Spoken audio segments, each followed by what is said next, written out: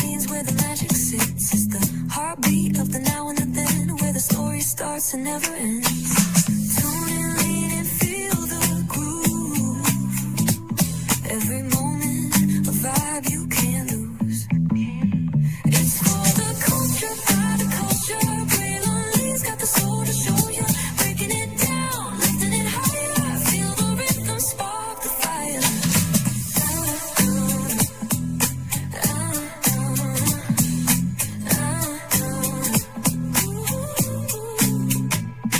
Hear the whispers in the city's hum. Echoes of stories where we're from. A beat, a step, a voice so clear. The pulse of us, it's all right here. We got soul, we got flavor. Every moment is a savior. Every experience is an overcomer.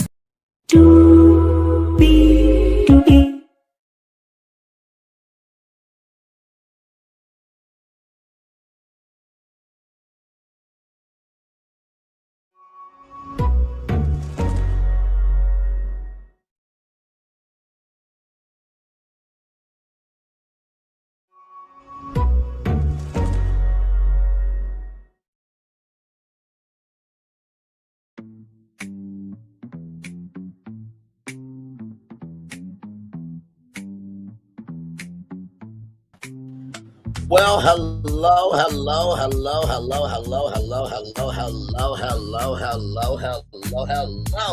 To you, and you. Welcome into another edition of Riley's Virtual Tour Live. Glad to have all you here on a Thursday night. Yes, indeed. Normally on Thursdays, I am off, but this morning we talked about how black men are not watching mainstream news anymore. They're tuning to podcasters, YouTubers, and independent content creators. Had a great conversation this morning. And then as I was looking for something to talk to you all about tonight, I saw this documentary promo for Big Girls Wanted, Escaping Paradise. It first came up on my Instagram feed because I do follow off pages. I'm very supportive of the community on Instagram, but I didn't know about the deepness of this, story, right? And by the way, shout out to everybody who is in Las Vegas right now for Swim Thick. Swim Thick is taking place today, tomorrow, the 12th, and the 13th, Sunday. So it's an all-weekend thing, 10-year anniversary. Congratulations to Swim Thick. Now, you're probably wondering, well, Ray, why are you bringing up Swim Thick? Well, Swim Thick is taking place in Los Angeles, the same place where Pearadise resides, right? So let's get to it because we have a whole lot to talk about and a whole lot to get through. So let's get to it because higher is waiting, low is available. But either way, we got to go on tour. Yes, indeed, we do. Let me take down the second intro here. You see that virtual tour background? Yes, you do. You hear that virtual tour music? Yes, you do. And then there is me. Hey, everybody. Welcome in. Glad to have all of you here. Let's get to it. So I saw this video from ABC News, right? So here we go. All right. And as we are live, y'all, you cannot make this up. Okay. Right here, let me just show y'all. Right there. Can you believe? You cannot make this up. Look at this. Child actor files lawsuit against P. Diddy 1 hour ago. You cannot make this stuff up on a Thursday. My God. Hey, Linnell Stiller, good to see you. All right, y'all, here we go. This is from ABC News. The founder of Pearadise accused of predatory behavior. Here we go. You are now entering Pearadise. Welcome to Pearadise. A body positive world. Refresh that because I want y'all to see it clearly. Stop and savor the strawberries. That's Daz. Franklin University makes it possible. Time has come, make a break. You are now entering Pearadise. Welcome to Pearadise. A body positive world of love and affirmation. But some say this oasis dedicated to larger ladies may not be all that it seems. What did you expect going in and what was the reality? I expected to, just have fun with my friends, but I didn't expect to leave feeling like I was violated or feeling uncomfortable or feeling like, wow, did that really just happen? Allegations of inappropriate touching, even predatory behavior, all a part of a brutal legal battle threatening to tear apart the viral popularity of this community. I've never really been able to present all the evidence that I have that basically shows that most of the allegations are completely fabricated. My name's Emily Cass. I'm a photojournalist. I'm based out of New Orleans, Louisiana, and I've been plus size most of my life. I love culture stories. I really like working in odd subcultures. I was scrolling on TikTok one day, and I came across a TikTok where he was holding up a large swimsuit. I click into the profile, and I just see this guy, this kind of dorky looking guy, has like all these plus size women in his home. So I click in there and I'm just fascinated. I had never seen a world like that. Emily Kask found Pearadise and its founder, Stefan Villamy, like so many others did, by accident. And then I'm just a normal guy. You know, that's my tagline on Instagram. I created Pearadise. My ideal type has always been very tall and very big. Like, she would be 6 foot or taller, and she would definitely be 500 plus. Pearadise is. So I'm gonna pause it here for a minute, right? So there is such a thing as a Phoebe, right? So there's levels to this. You guys remember Gabriel Iglesias, scale fluffy, fat, husky, slim, damn, right? And basically a feedie is pretty much somebody that loves to just eat. And the best way I can describe it is when Lois and Peter got fat, and Peter just loved just seeing how big Lois got. It turned him on. That's an actual thing rather. A feed, somebody having a feeding is a fetish. So I just want that to be known, because like I said, this conversation is very mature tonight. This tour rather is very mature tonight. And there are levels to this, right? So you have supersized BBW, then you have BBW, then you have curvaceous, then you have thick, then you have slim thick. So there's different levels to this, right? So let's keep going here. A community in Las Vegas. It's a mansion. It's a home built by Stefan Villamy, a man who immigrated here from Germany because he loved plus size women. He's sexually attracted to plus size women. I like them round. I like them chunky. For a year, Emily watched. I'm sorry. That should be such a meme and a gif.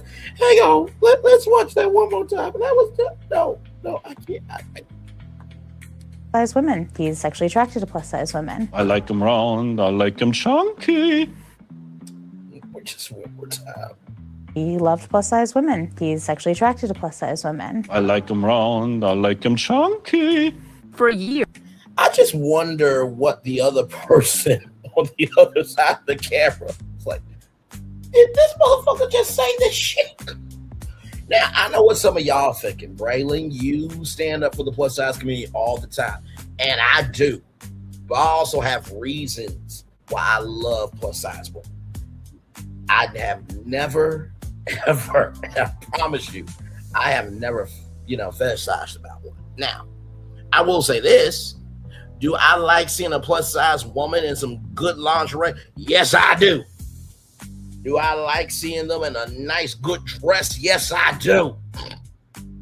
Do I like seeing a BBW with a good face beat and body rocking and rolling and off the chain from the window to the wall? Yes, the fuck I do. But also am about the content of their character as well. Okay, so listen, some of us are visual creatures, some of us are blind, but still, you can like the fantasy, but you also have to respect the reality at the same time. Let's keep going. Here, Emily watched the live streams, joined the Pearadise Discord channel before reaching out to Villamy in 2021. I said, I'd like to come there and document. Is this something you'd be open to? He responded instantly. He said, I have a bedroom open right now. At Pearadise, The girls are finding each other. They're finding a sisterhood that they never had. Like Emily, Emmy-nominated director Tara Malone says she understood the appeal Pearadise represented. I've been plus size my whole life, and it's a rare opportunity to be able to tell any story about the plus size community. There was no way I was not going to do this project. Her new investigation discovery docuseries, Big Girls Wanted: Escaping Pearadise, takes a closer look at the group, the legal battle, and the fallout. Malone's cameras were there for a lot of the classic Pearadise social media content. You guys ready for a swimsuit check? By the way, why do I feel like this should have been a TLC show, Pearadise? Just saying, but that's neither here nor there. Let's continue on. Malone came to Pearadise to answer many of the same questions Emily had. The difference? Malone showed up after allegations of defamation and sexual assault. When allegations come out, they are on TikTok. They are making their case over and over again, sort of relentlessly. Describe Stefan to me now that you've gotten to know him as well as you have. That is a complicated question. Stefan, I would say he is someone who is very committed to the belief that he should be allowed to be attracted to what he's attracted to. I would say he's someone that is living his dream.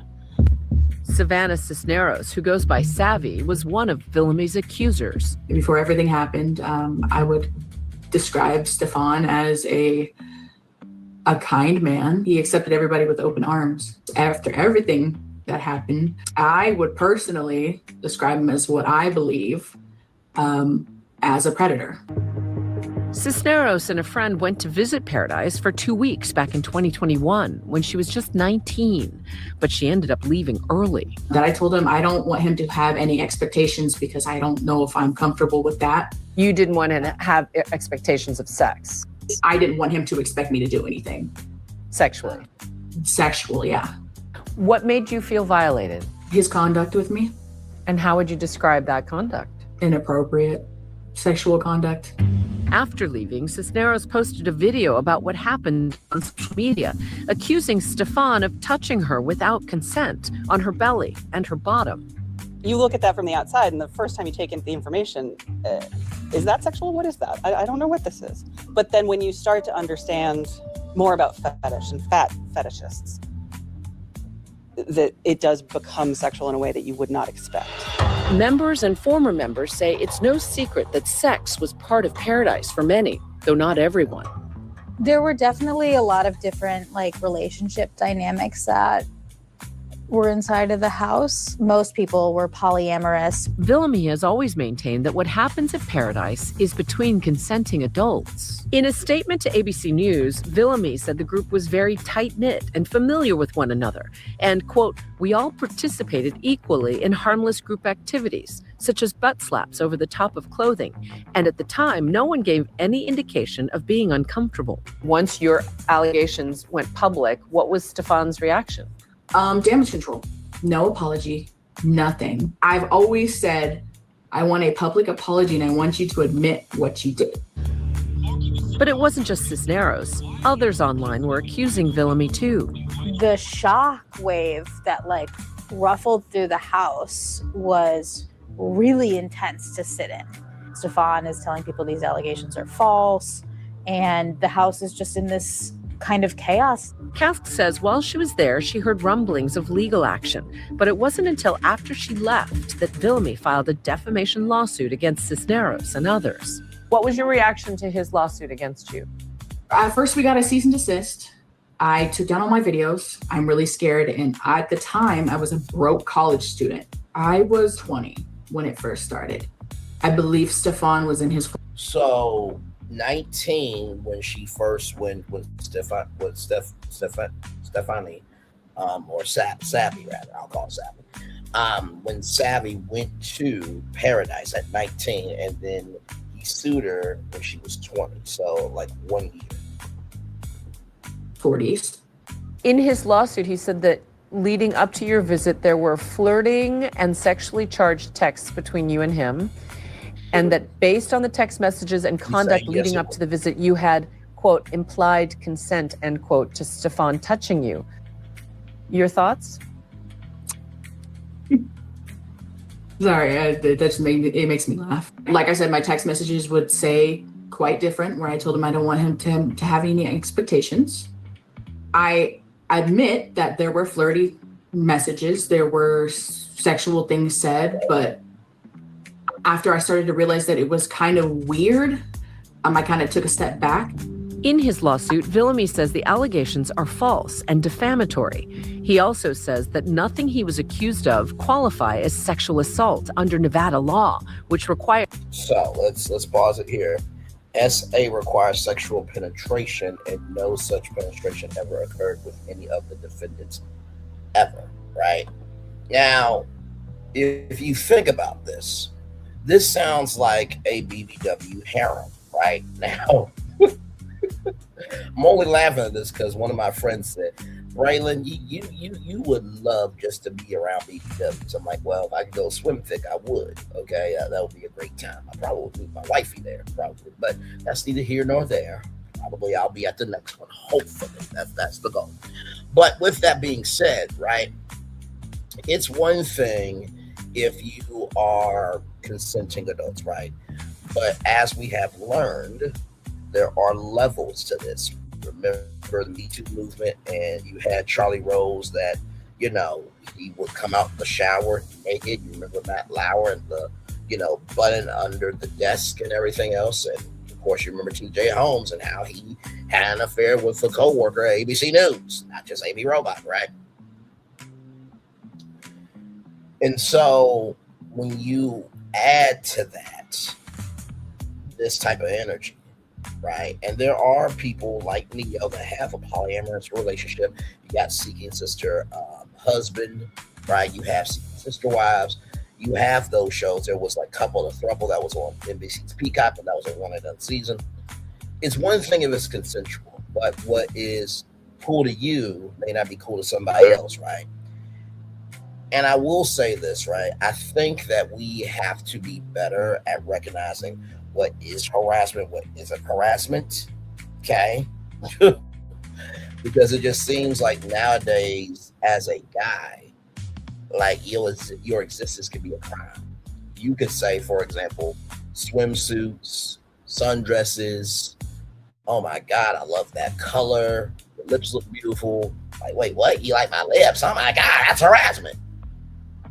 So a guy can't compliment how good you look? Like, really? Just, and it's like, you can't have your cake and eat it too. You can't say the Dane pool has piss in it, but yet you're adding piss to the Dane pool, right? So, and the closest thing this has reminded me of is Tyler Perry's Ruthless, which is about sex cult, and the actress, I think her name is Melissa Williams, right? She was the president's concubine in the Oval, and then she crossed over into Ruthless, and Tyler Perry went all out on that show. Okay, so like I said, it has the kinetics of the things I've just said, but let's keep going. Some form of penetration. It's hard. He doesn't deny the acts. He's very open about, yes, I touched Savvy, but to him, you can't call it sexual assault. And for Stefan, he wants to make his case. He wants to present his evidence. In Stefan's lawsuit, he also said that you never accused him of non-consensual touching or sexual assault while you were visiting his home, and that you continued to stay with him even after incidents. I didn't want to upset the herd. He said, if I ever make you uncomfortable, just let me know. I told him, he kept, like, every time he would talk to me, he would get like really close to my face. And I would just back up, and I eventually ended up telling him I was uncomfortable. Ultimately, Cisneros and the others filed what's called an anti-SLAPP motion, which basically argues that their allegations are protected under the First Amendment, and their statements are in the public's best interest to know. He is a public figure. I believe he preys on women like me, and I didn't want anything to happen to anybody else. Ultimately, in 2022, a judge dismissed Wilhelmy's defamation case, saying that while the accusations would not qualify as criminal sexual assault Under Nevada law, the women in the lawsuit believed that what they were saying was true and called it sexual assault based on the public's general understanding of the phrase. What was your reaction when the lawsuit was dismissed? Well, happiness, probably one of the best days of my life other than getting married. In a statement to ABC News, Wilhelmy acknowledged that the anti-SLAPP law makes it extremely difficult for a public figure to defend themselves, and that the term sexual assault, for 99% of the audience, it will be interpreted equal to rape. He added, the judge did note that actual sexual assault, as defined by the law, did not take place, and any complaint brought against me based on known evidence would certainly be dismissed. He adds that not a single person was ever coerced to be there. No one has been exploited. How do you think people are going to react to the doc? I hope that it starts conversations about how we treat each other, about empathy, about what we should be able to say to women about their bodies. Pearadise is still up and running, online and at Wilhelmy's home in Vegas. Stefan refers to his friendships and girls in his house as seasons. I believe we're on season 8 right now, so the characters and the casts change. Are you glad that a place like Pearadise exists?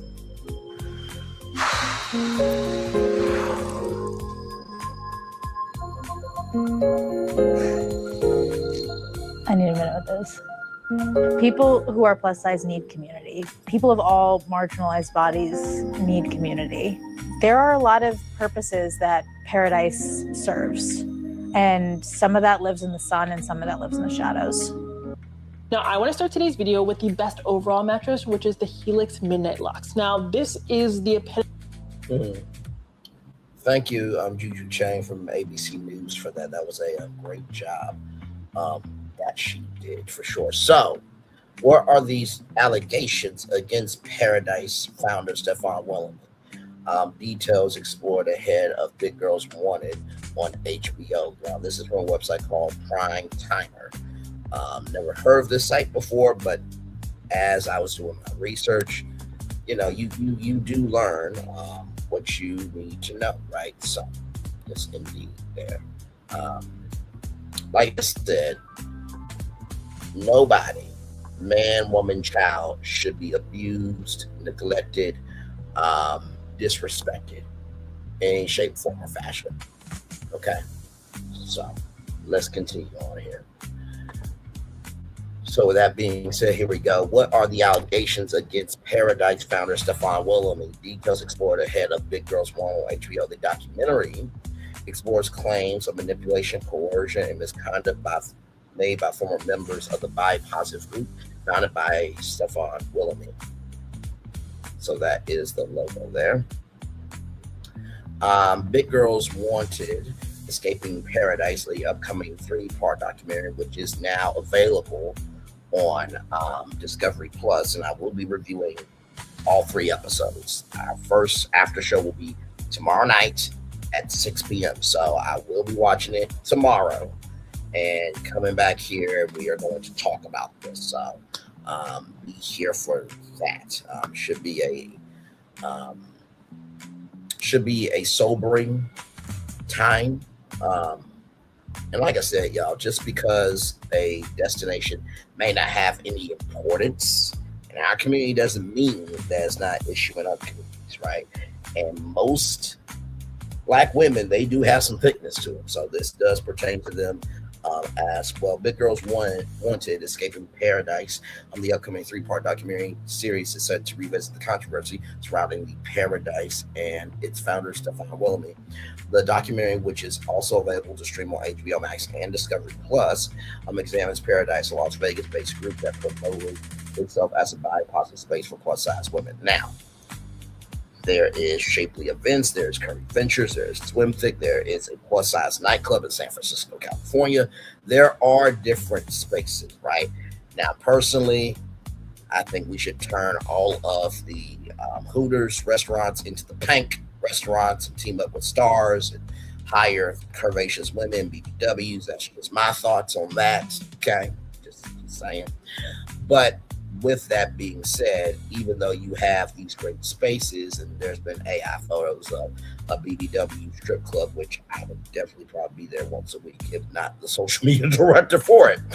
And before you get on to me, you need to watch the Hulu series Welcome to Chippendales, because child, that shit was crazy.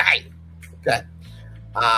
So even though these communities are out there, doesn't mean that the people in those communities have the right to disrespect the members of that community, right? So just like, for example, whenever I speak about Black women issues, right? We spoke about, we have spoken, we do speak, and we will continue to speak about issues when it comes to Black women and women in general. I am an ally, right? And I'm an advocate of Black women and women being respected. But that does not mean that my voice and my perspective and my words should carry more weight than an actual Black woman and an actual woman who goes through this shit day after day. Okay, so I am an addition, right? I am not the equation. I am an addition, not the equation. I am an addition, not the equation. So if you're going to advocate for Black people, if you're going to advocate for any community, recognize that you are an addition. You're not the equation. Okay? And I'm not saying that white people cannot advocate for Black people. I'm not saying that at all. But a Black person advocating for Black people gonna listen to that Black person before a white person. Let's keep it a buck. All right, let's continue on. Let's see. Examines Pearadise in Las Vegas, base group that promoted itself as a body positive space for plus size women. The community eventually became the subject of public accusations by former members who claimed their behind-the-scenes experiences were very negative. While Willamy has repeatedly denied wrongdoing, several women have accused him of misconduct ranging from inappropriate behavior and coercion to SA. The documentary explores those claims through interviews with various people, archival footage, and conversations with Willamy himself. Former members accuse the Pearadise founder of manipulation, coercion, and SA.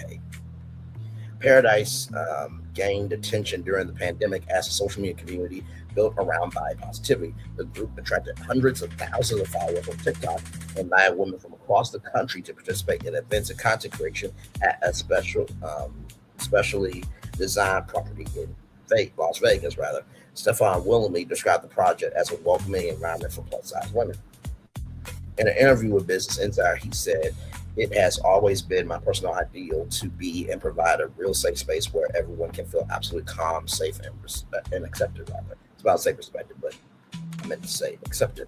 However, several former members later challenged that image. In 2021, multiple women began posting videos on TikTok detailing their troubling experiences. Some alleged that Willamy crossed personal boundaries and used the body positivity movement to pursue his own interests. One former member, Kimberly Ann Halter, publicly claimed that Pearadise uses the body positivity movement for his personal harem, and argued that Willamy's videos fetishize bigger women rather than making them feel accepted and normalized. Other women made more serious allegations. At least two former members accused Willamy of touching them without consent. Several women later described Willamy as a predator and voiced support for those who came forward. The allegations eventually expand beyond unwanted touching. The Wandanza legal group shared testimony from a woman who claimed Willamy pressured her into sexual activity while she was experiencing emotional breakdown. In a sworn declaration, the woman alleged, "I was in the middle of having an emotional breakdown, was crying. Then Willamy approached me and said, 'You know, it'll make you feel better, Porky.'"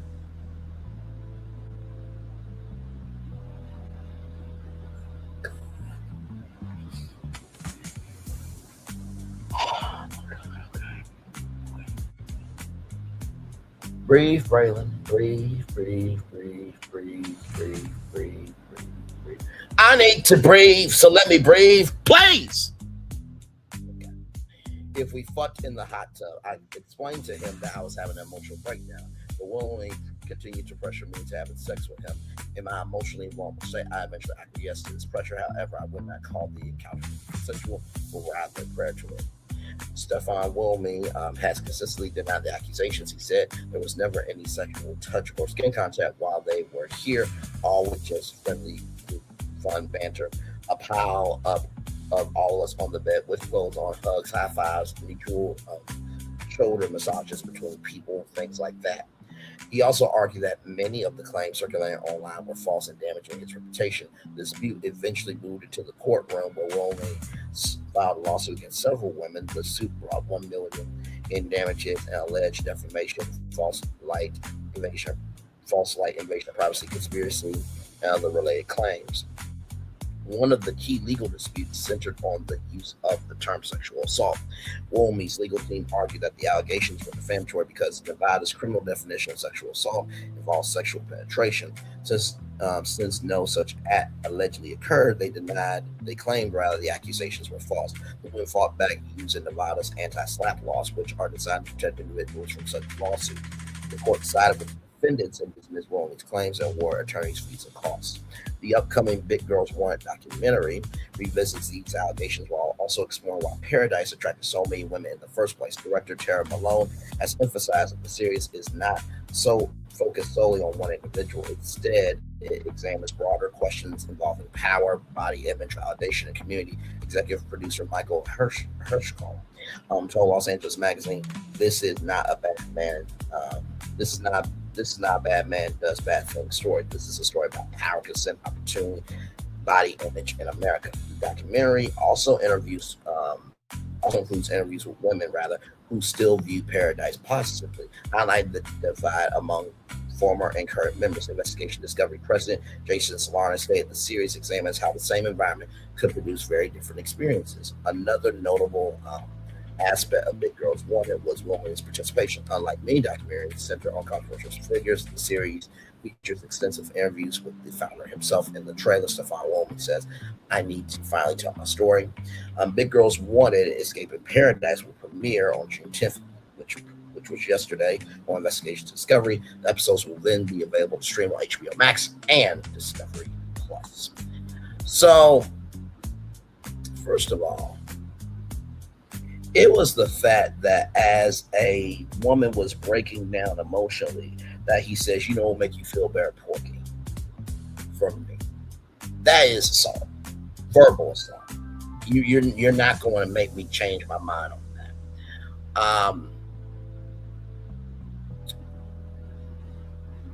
How can I put this? You know, hang on, let me play this. Give me a moment.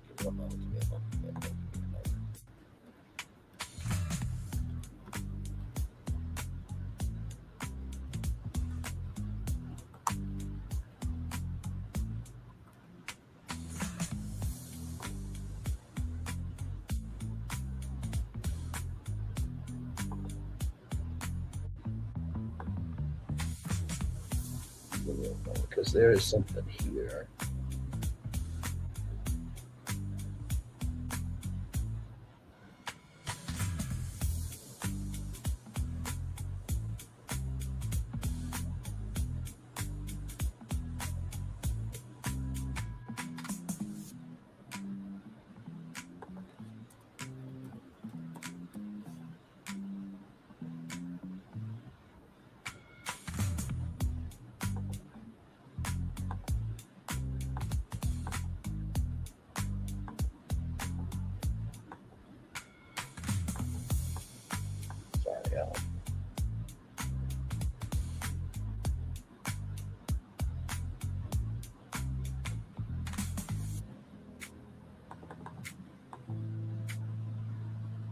Because I'm trying to find a specific thing.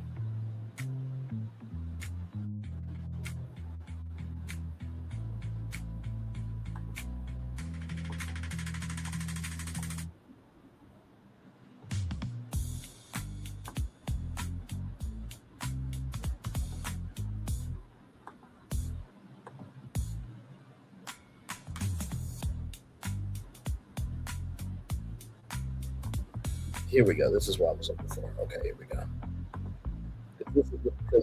Because this is the best analogy that I can think for this. Here we go. Extreme temps getting to you? Nissan helps you get into a comfortable car every time. Chilly morning? Press the lock button, then hold remote start. Intelligent climate control kicks in. So do your heated seats and steering wheel. Even your mirrors and glass are defrosted automatically. Parked in the sun? Remote engine start solves that too. Turning on intelligent climate control to cool down your interior. Now it's just right the moment you step inside. Well, the reason why I played that was because shout out to Nissan Innovation That Excites. The reason why I played that was because my mom has always said people have to earn the right to hear your story, but more than that, people have to earn the responsibility to be a part of it, right? So when he said, you know what will make you feel better, Porky, her intelligence climate control system was like, what the fuck is wrong with you, you piece of shit? So yeah, she was not warming up to that at all. If anything, she was cold as hell, right? But she eventually acquiesced, and we know in situations where where women have lied about being raped by men, and you know, men have also lied about being raped by women. So those cases are out there, and for those who do lie, they deserve the ultimate maximum, just to the levels of consequences, right? And so while you could say, well, I mean, she acquiesced, sometimes you do things to have peace in the valley. Doesn't mean it's right, but also too in the same token, like, come on now, like what woman is ever going to be okay with, you know, will make you feel better, and then an adjective that's a negative that has a negative connotation to it, right? So you have that there.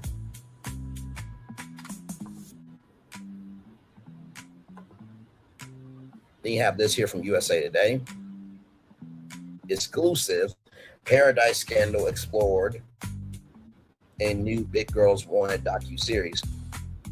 Girls Wanted escaping Pearadise details allegations of manipulation, coercion, and exploitation for plus-size women who are a part of the social media community. So there is the trailer there. A new docuseries is pulling back the curtain on Pearadise in Las Vegas, based creator community dedicated to run by positivity, whose reputation became tainted by allegations of misconduct. Big Girls Want to Escape in Pearadise chronicles the social media bi positive collective that emerged in 2020. What was branded as a community promotes sisterhood with plus-size women, which eventually grew out to over 250,000 followers on TikTok. That's 250,000 people on TikTok. They spiraled into a web of allegations, many of which centered around its founder, Stefan. The 3-episode series from Investigation Discovery explores claims of manipulation, coercion, and the exploitative dynamics that arose alongside the group's popularity. Through archival material and footage from within the Vegas community. Several women who either previously or currently live in Pearadise detail their experiences in a trailer for the docuseries, which today can exclusively debut. I want to feel loved. I want to feel desire. That's not something that often happens to a fat girl, one woman says in the trailer. Another woman details how she met Bellamy on TikTok, alleging that he held up a large pair of bathing suit bombs and told her, if you can fit these, I want you in my pool. Ciao. Let me just go back just to this thing right here. Let me just go back to this. So you mean to tell me that he said that and then women just went to his pool? But if a man tries to speak to a woman and is very respectful and stuff, they can take words that really are not of anything of a derogatory, demeaning, degrading, defacing, hateful, this, that, and the third, all around the world. I got energy. and then they have to be reported and have it escalate to harassment. When really, it was just a simple conversation that the other side blown out proportion. Really, that's what we're doing. Okay, give me a moment.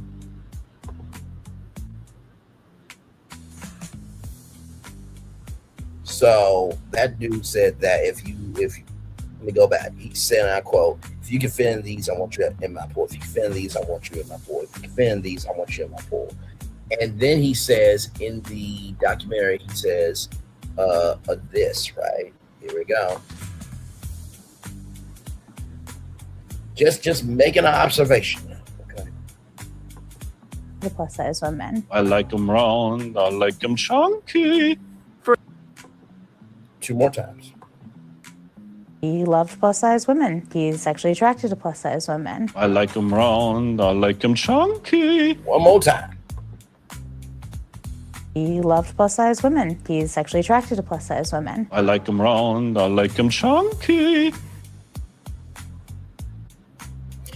I just want to say, like, for real, the fuck? In the words of Stephen A. Smith, I am having a very bad day. This is one of the worst days that I had a long time, and I'm not in the mood to play with anybody. Let's get back to our article, y'all. Okay, here we go. My God. However, after meeting Willoughby in person, the woman claimed things took a downward turn as they accused of Pearadise founder of fetishizing them and pressuring them to gain weight. So almost became a feedie, right? So he's selling a fantasy. You'll be loved here, worshipped like a goddess, but they don't tell you the price that you pay, one woman says. As another adds, he says, this is just a body positive space. I just love fat women. It's totally innocent when it's totally not. Once again, everybody, I didn't say this. I mean, the black version of what he said is, I like big butts, I cannot lie. She's a bad mamma jamma, okay? I get so excited feeling her anatomy. She's a brick house. 36-24, and what a winning hand. He loved plus size women. He's sexually attracted to plus size women. I like them round. I like them chunky. I don't want to hear it, okay? No. And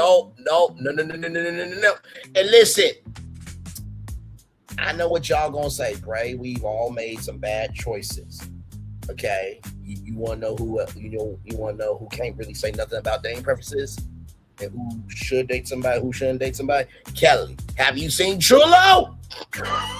Moving on. The trailer also teases an interview with Willoughby, who has previously called the allegations against him inaccurate on the group's official website. He added that claims had led to harassment, threats, and reputational harm towards him and other members of the Pearadise community. I need to finally tell my story, he says in the trailer before a producer asks, are you a dangerous man?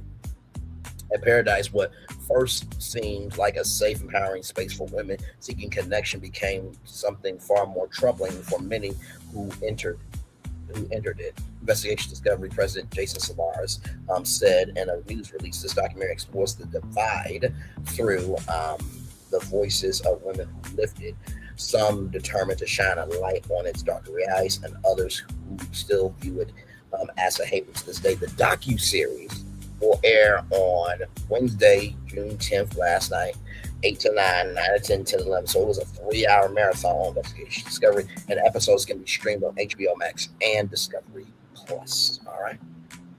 Let's keep going with USA Weekly here. USA Weekly here. Founder Stefan Willoughby defends community in Big Girls Wanna Escape Pearadise teaser exclusive. So this is the house tour here. So it doesn't.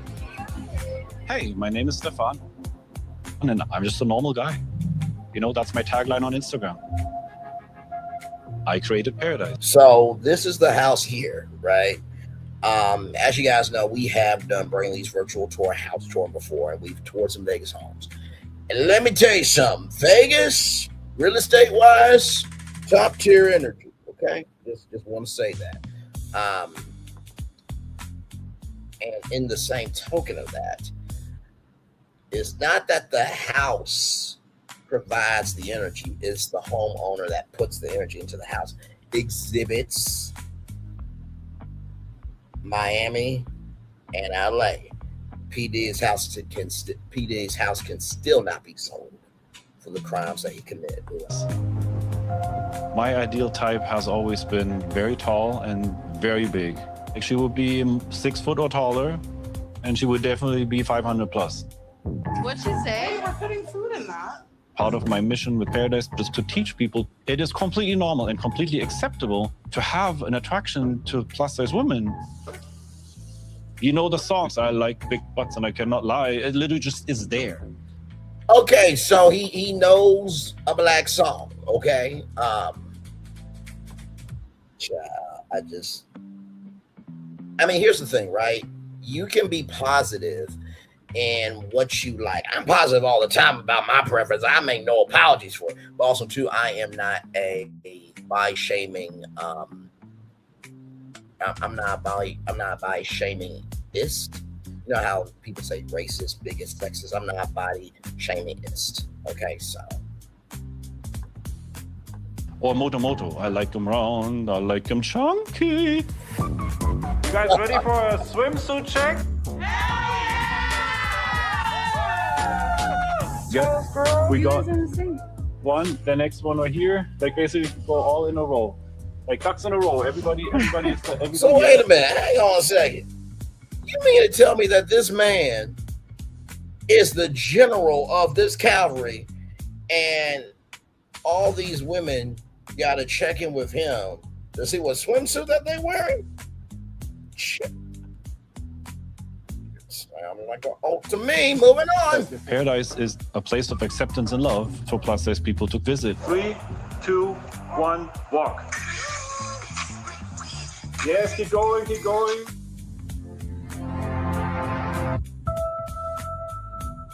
So there is that. Okay, all right. Let's get into it. The concerning allegations regarding Stefan Wilmey's community celebrating plus-size women will be covered in Investigation Discovery's docuseries Big Girls Wanted Escaping Pearadise, and U.S. Weekly has an exclusive first look rather into the home and dynamics of the Pearadise community. The clip begins with Wilmey describing himself as just a normal guy. However, one thing have you up. Where's the... Sorry, just give me a moment. I gotta refresh it.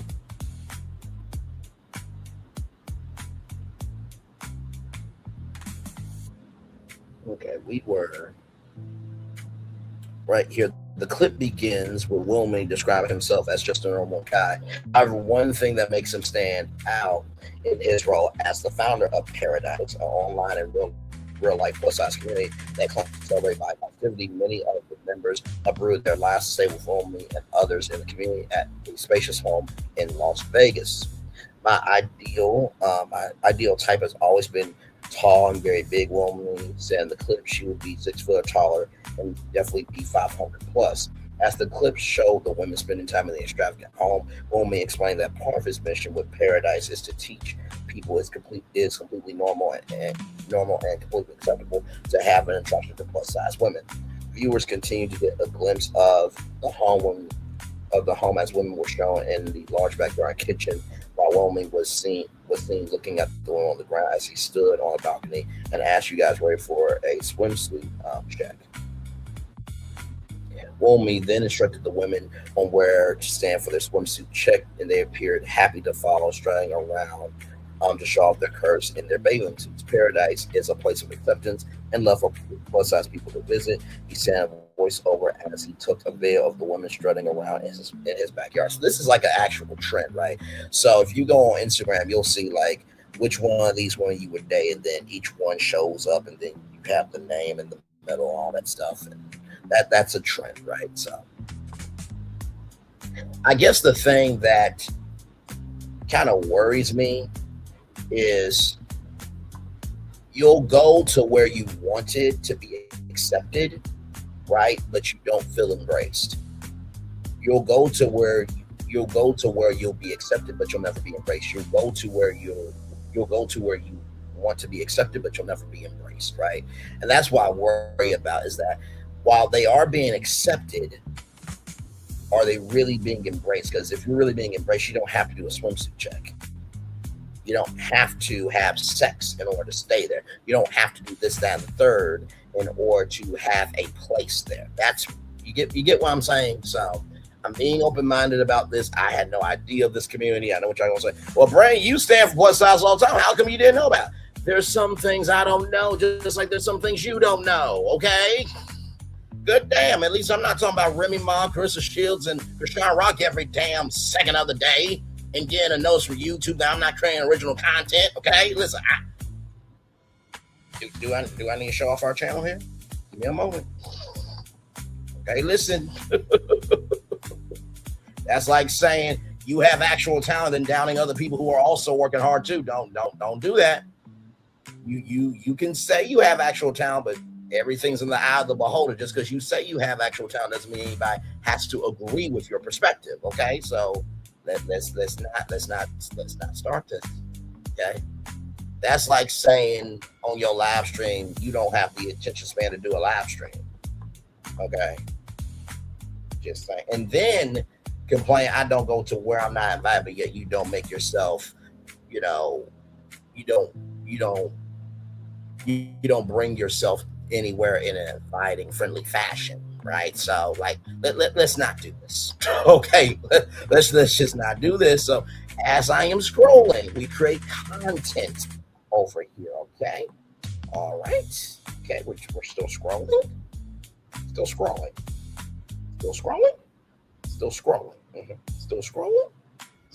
So let's not talk about who does content, who doesn't do content. Okay, because lions outlive butterflies. Okay, all right, moving on. Now, with that being said, let's get back to our article here. Okay, while Woman claims to have created a safe space for women, he has been accused of misconduct, including manipulation, coercion, and exploitive dynamics. In the docuseries trailer, the women claimed that their experience in Pearadise took a downward turn as Woman allegedly fetishized them and pressured them into gaining weight. He's selling a fancy, you'll be loved here, worshipped like a goddess, but they don't tell you the price that you pay. One woman said in the trailer, while another added, he says, this is just a positive space, and I just love fat women, and it's totally innocent when it's totally not. Several women previously accused Woman of manipulation, victimization, coercion, and SA while part of the community. However, they share the allegations on social media. He sued 4 of the women for defamation-related claims. However, the court sided with the women and dismissed all of Woman's and Paradise's claims and instructed him to pay attorney's fees, according to Randazza's legal group's website. Viewers can get to know more about Pearadise and the claims made by Woman when Big Girls Want Escaping Pearadise premieres on Investigation Discovery on Wednesday, June 10th, which was yesterday at 8/7 Central. The 3-part series will also be available to stream on HBO Max and Discovery Plus. All right, so you have that there. And then we have this article here from People Magazine, people.com. And then we're actually going to go to the Pearadise website, okay? So right here, women join Pearadise body positivity community. Some say pressure to gain weight endangered their health. Stefan created Pearadise, in which he describes as a community promoting body positivity. A new docuseries examines dark allegations surrounding it. Fat, yes. Ugly, never. Need to know, a new docuseries tells the story of Pearadise, a group said to promote body positivity. Big Girls Want Escaping Pearadise details explosive allegations surrounding the group, which gained a large social media following. The docuseries premiered on Wednesday, June 10th on Investigation Discovery. So it's also on HBO Max and also on Discovery Plus. Stefan Wilmy said he started Pearadise as a community determined to promote body positivity for plus-size women. But some women previously involved with the group claimed his intentions were far more sinister.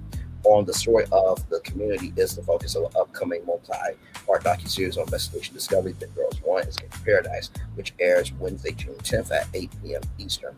In 2020, a social media-driven community known as Pearadise began gaining attention online, positioning itself as a space dedicated to sisterhood and body positivity for plus-size women. A press release from Investigation Discovery said, based out of Los Angeles mansion, amplified through a growing digital presence, the collective quickly attracted a devoted following. At one point, it grew to nearly 250,000 followers on TikTok alone. That's 250,000 people. So there they are. There, I think that is Fremont Street, if I'm not mistaken. In Las Vegas, the group was based out of Wilmie's home in Las Vegas, where he invited several women. Wilmie, as well as multiple women who were a part of the community at one point, were interviewed for Big Girls One, in which explores allegations of coercion and claims that participants were encouraged to gain weight at the expense of their health. Now, there was a hey, Stream Master, good to see you. Hey, Justine Bell, good to see you as well. Now, there was a restaurant in Las Vegas called the Heart Attack Grill. Okay, let me bring up the Heart Attack Grill for y'all in case y'all did not know about that. Give me a moment.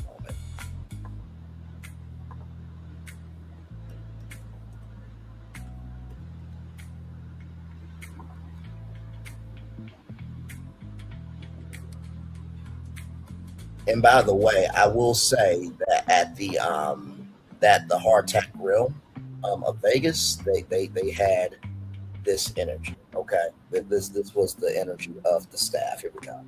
I like them round. I like them chunky. That's what the Heart Attack Grill really liked. So I'm going to show you guys the Heart Attack Grill here. Shout out to abcnews.com for this clip that you guys are about to see.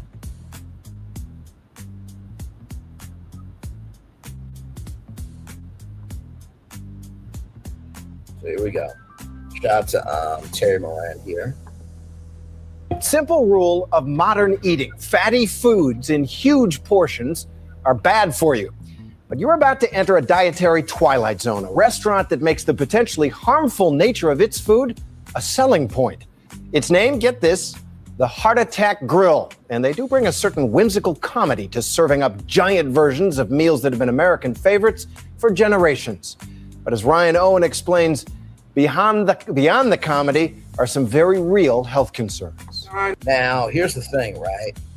That scale right there, if you are over a certain weight, you get your meal free. Let's continue on. Here we go. In a country where calories are posted on the menu and the White House has a vegetable garden, sometimes the reality looks more like this. This monument to greasy gluttony is called the Heart Attack Grill. It's a sort of hospital-themed Hooters located in Chandler, Arizona, a suburb of Phoenix. We have full sugar Mexican Coke. Get your arms in over here. Every customer must wear a hospital gown. I'm not going to sit here in front, okay? The hospital theme is nice, right? They're curvaceous nurses and, nurses' assistants and their outfits. Shout out to Scrubs. We love Scrubs over here, okay? However, the same token, when a doctor is walking in here, I just wonder, is this a fetish? Like getting an exam? Like, what the hell is wrong with you? So for those of you who are wondering what in the hell is going on this live stream right now, we are talking about Pearadise, right? Pearadise is a plus-size community with Stefan, with a guy named Stefan Wilmie, right? And if you don't know how Stefan Wilmie feels about plus-size women, this is him, and this is how he feels about plus-size women. He loves plus size women. He's sexually attracted to plus size women. I like them round. I like them chunky. That's him. Now back to the Heart Attack Grill. Here we go. And they are waited on by scantily clad nurses. Still, it's what's on the menu that gets most of the attention. The single, double, triple, or quadruple bypass burger. Oh, and they do have fries called flatliner fries, fried in lard, and those are unlimited. To wash it all down, how about a butterfat shake? The restaurant has become a bit of a national sensation. I'm up another few inches. In no small part, thanks to the 50 pounds, you eat free. very big man, Blair River, the so-called spokesmodel of the Heart Attack Grill, featured in a series of tongue-in-cheek commercials that have gone viral. I'm at 570 pounds, 6'8". Yeah, so. We met Blair in January. Back then, he told us one of the perks of the job is eating free. Anyone who is over 350 pounds doesn't have to pay. I'm big, you know what I mean? And so why not? I don't eat here every day, so why not have fun with it and go with it as long as I can? Sadly, we now know how long that was. Blair died last week at the age of 29. His family says the 29 years old. cause of death was pneumonia. The CDC says every year, 112,000 deaths can be linked to obesity. When your spokesperson drops dead at the age of 29, and he's morbidly obese by anybody's estimation, don't you have a problem? Absolutely. Who wouldn't? John Basso owns the Heart Attack Grill. As part of the act, he dresses up like a doctor. Every single person cared about Blair. Had he have been thinner, he most probably would have survived that pneumonia. And that's a hard fact that I'm not here to deny. There's an argument to be made that you used this guy during his life, and that now you are very morbidly using his death to continue to promote your Now, own. see, Barry Weiss, David Ellison, Larry Ellison, the president. This is what we call journalism. What's happening at CBS News is the destruction, the annihilation, and the mutilation of journalism. As Scott Pelley would say it best, CBS News is on fire. Let's continue. I absolutely agree. And in a very sick way, his death has gotten the message out further. So this man's death has not given you pause at all? Zero pause. For a man who is making an awful lot of money serving up artery-clogging burgers, Basso has a most unusual justification that America needs shock therapy to cure its obesity epidemic. He says he tried other messages. He once owned a chain of Jenny Craig weight loss centers and several personal training studios. I hope that every single person out there comes in and buys a hamburger and a t-shirt from me. But you know what? I am saying loudly and as clearly as any business in America can, this is dangerous. Oh, he's using it as a marketing tool. I mean, the word that just leaps to mind is hypocrisy. This white woman got some black in her. She's like, a bullshit, a bullshit, a bullshit. You won't be surprised to hear real nutritionists take issue with this fake doctor and argue he's laughing all the way to the bank. I think there are real ethical issues in what he's doing. If he believed that diet had nothing to do with health and was selling those foods, then at least you could think, well, okay, he's misinformed.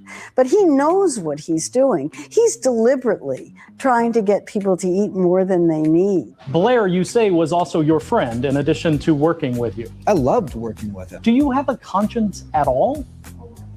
My conscience is simply this. What would Blair hovering above me want me to do right now? And Blair would say this, put back on the stethoscope. Let's keep being the doctor that everyone loves to hate, because that really gets the message out.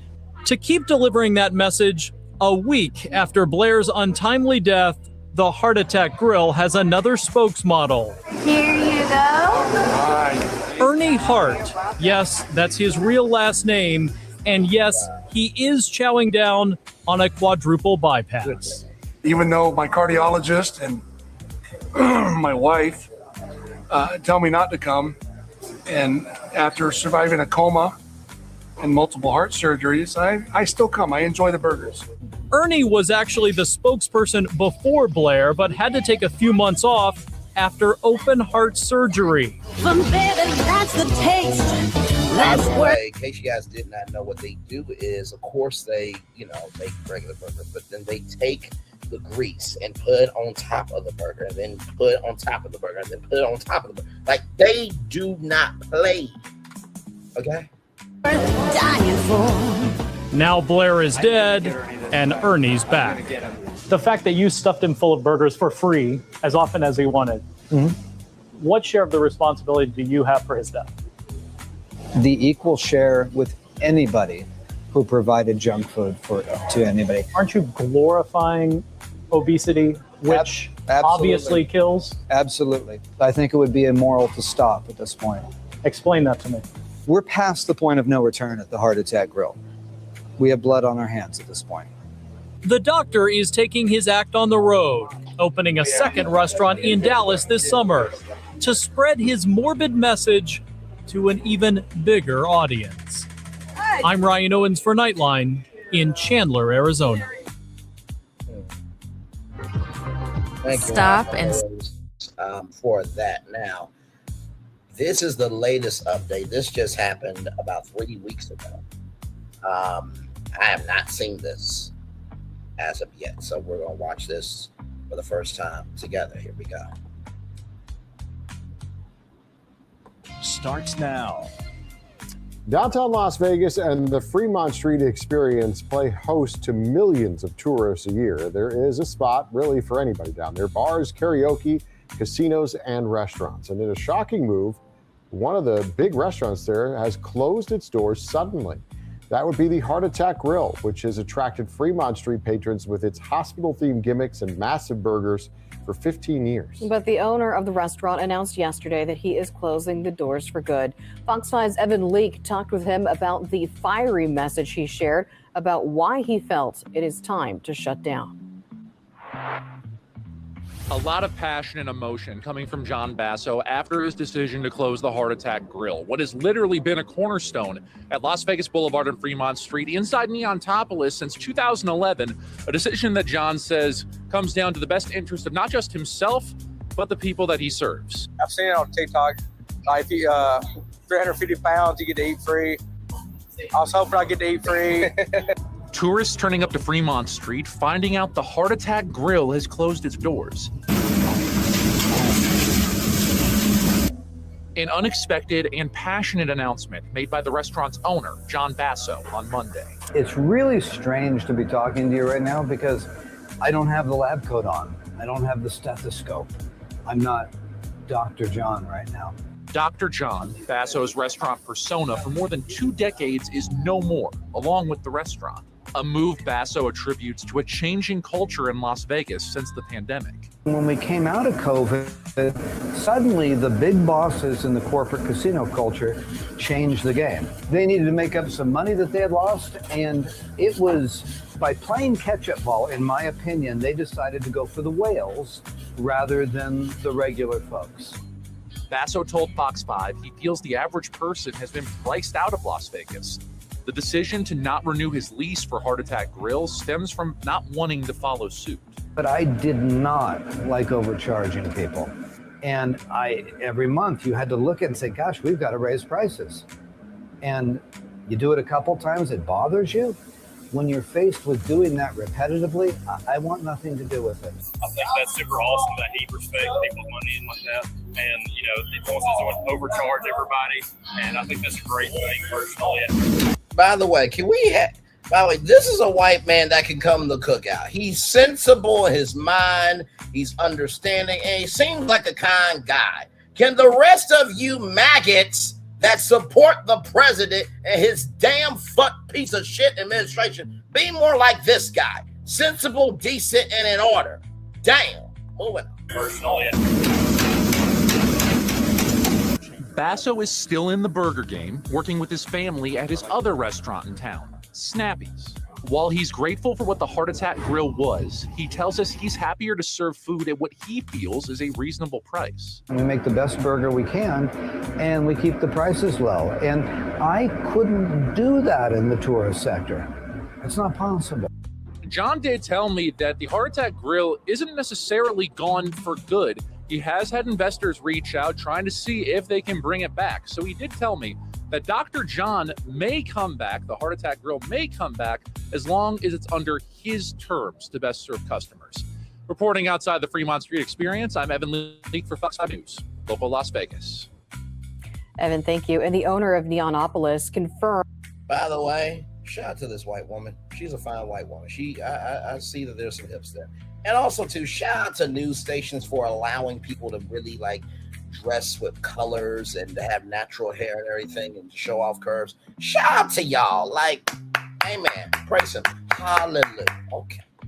That the closure of the Heart Attack Grill, also noting that the times have changed as tourism dips and prices do remain high. By the way, talked with him. Fox 5, if you need a man with some soul, you need to make some white chocolate. I'm chocolate. She's the vanilla. Just call me Fox 5. I'm available. All right, moving on. So, with that being said, let's get back to this end. Oh, my Lord Jesus. You never know what's going to happen on this damn show we do. Wilmy, as well as multiple women who were a part of the community at one point were interviewed for Big Girls Wanted, which explores allegations of coercion and claims that participants were encouraged to gain weight at the expense of their health. In a clip from the docuseries shared with People Magazine, People.com, Wilmy says he always intended for the community to be empowering. My whole intention with Pearadise was to just bring positivity. Wilmy says, I can confidently say that the effect that it has had on so many people is priceless. Not everyone who is a part of the community agrees. Per the press release, the docu-series provides context around how a highly visible body positive collective became the subject of growing scrutiny and spiraled into a complicated web of dark allegations. And investigation discoveries Big Girls Wanted, Escaping Pearadise, premiered on Wednesday, June 10th, not August. That's my birthday, August 10th, by the way. So 32 coming up. Praise be on the God for that. But back to this though. Wednesday, June 10th. Okay. It premiered on June 10th yesterday from 8 p.m. to 11 p.m. Eastern Pacific Time on Investigation Discovery, and it is available to stream on HBO Max and Discovery Plus. Now, the website is still available. So this is the website right here. So this is their link tree. I'll bring up their link tree. Right here. Here we go. So this is everything's there on YouTube. They got Kick, Pearadise on Twitter, Instagram, TikTok, and Discord as well. So here is Pearadise right here. 1,840 subscribers. Let's go to videos. Oh wow, they just started. Their oldest video was a month ago.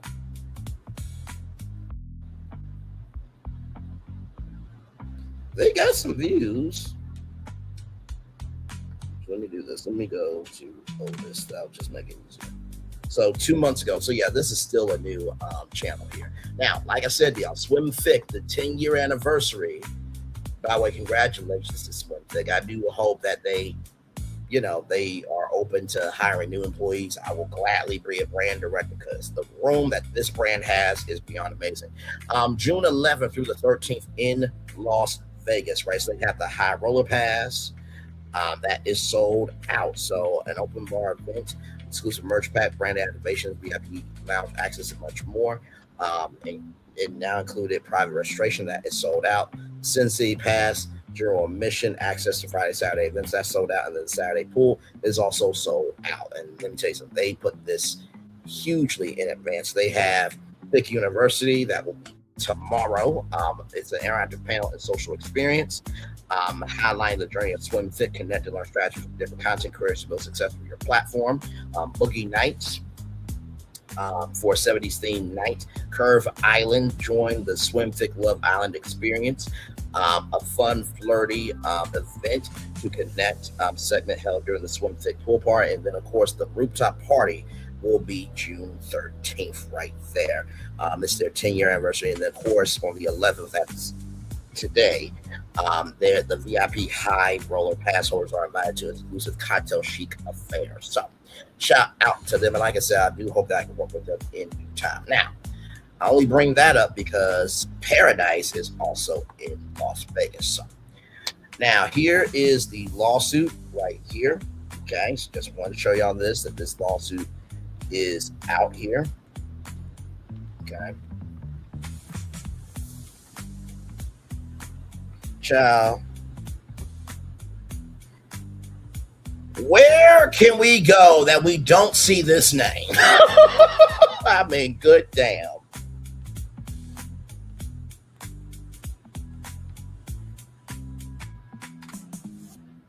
So right here, Wilmy runs an online platform by the name of BBW Pearadise, or Pearadise, that he calls a safe space for the big, beautiful women community. For the BBW community, the platform is primarily on Discord, with Wilmy running and accompanying TikTok accounts to promote the space. Although he calls it a safe space, and it is in reality a place for Wilmy to seek out vulnerable women that he can then exploit under the disguise of supportness. Wilmy uses Pearadise as his own personal date harvesting platform. Wilmy had some of these women come to his home, but when they arrived, when they arrived, the safe space facade began to rot and crumble away as he immediately engaged in boundary-crossing behavior and sexual coercion. After a short time, defendants Brown and Javier began feeling like sex captives rather than safe guests. He sexually assaulted two of them, and when they told their stories on their own respective TikTok platforms, he filed his lawsuit to both retaliate against them and to stop them from warning other women. Miss Brown, Miss Javier were direct victims of Wilmy's sexual misconduct. Miss Halter, Miss Sandu merely amplified their stories in order to spread awareness about Wilmy's lecherous and assaultive conduct. Wilmy claims a number of their statements are false and defamatory, but the statements are either true or protected expressions of opinion based on disclosed facts. By the way, SLAP is an acronym for Strategic Lawsuits Against Public Participation. These are suits filed not for the purpose of ultimately prevailing, but rather to silence or intimidate critics by burying them with the cost of litigation. Wilmy does not deny the offense of touching. However, Wilmy trots out some worn and exhausted sexist tropes in order to justify his treatment of these victims. For example, he attempts to use the she was asking for a justification by claiming they were sexually charged text messages between the parties. But even if they were a sexually charged text message, it's not the same as consent to sexual content. Meanwhile, defendant Brown's text message made it clear that she was not consenting to anything before the fact. I don't want there to be any expectations. Wilmy confirmed never any expectations here.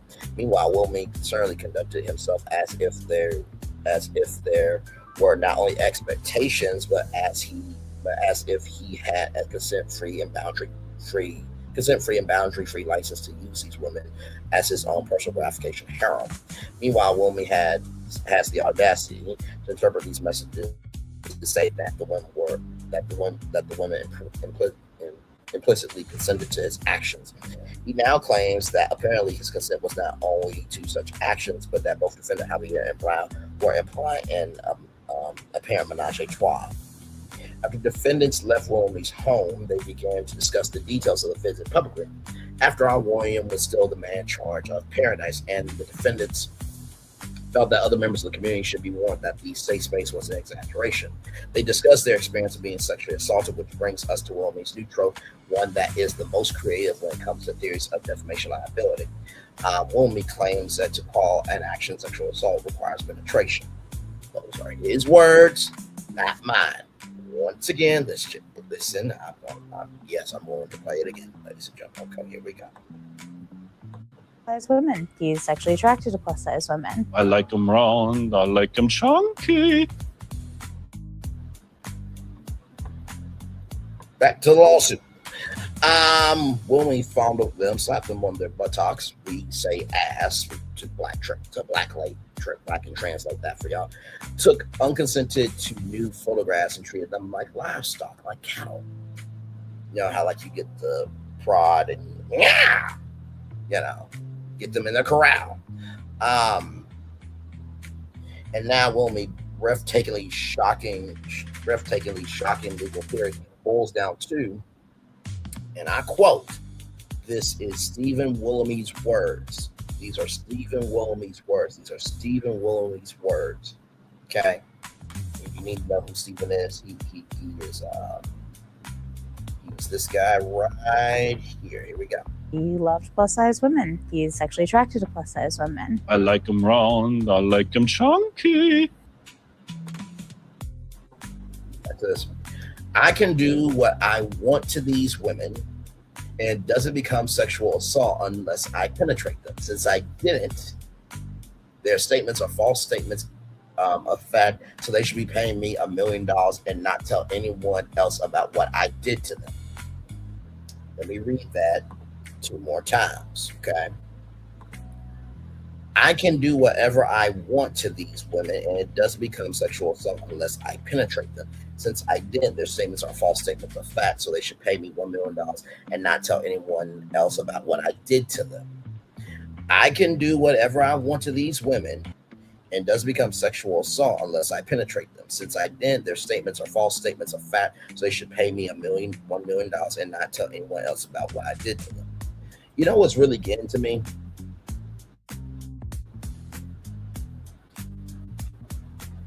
And not tell anyone else about what I did to them, which is a contradictory statement because, and I quote, you say these are false statements, right? That you did not penetrate them. But in that same statement, you said, and not to tell anyone else about what I did to them. So that means you did do something to these women. Just keeping it a buck. Now, like I said, everything is alleged, in my opinion, for entertainment purposes only. But still, this is in the document, right? The only true question here is, which is a more audacious lack of respect for boundaries, how he treated them at his house or how he is treating them now. Plaintiffs filed their meritless complaint in an effort to chill defendants' freedom of speech. Their claims should be dismissed, and they should be required to pay all defendants' attorneys' fees and costs and defend themselves, right? So Wilmy is the founder of Pearadise and the Pearadise Discord community. Plaintiffs are active on the TikTok platform and have amassed a following of more than 210,000 people in a short amount of time. The Pearadise Discord channel was created just over 1 year ago. Wilmy claims he created to satisfy his passion for speaking up against bullying and discrimination. Actually, you know what? There's only one person who can actually say discrimination well. Give me a moment.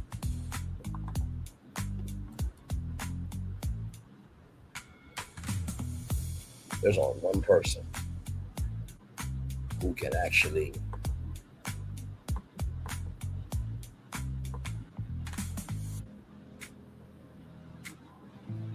where is it?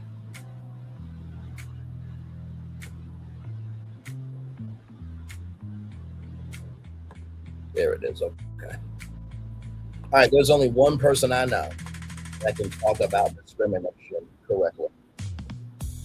And I'm being facetious when I say this, ladies and gentlemen. Here we go.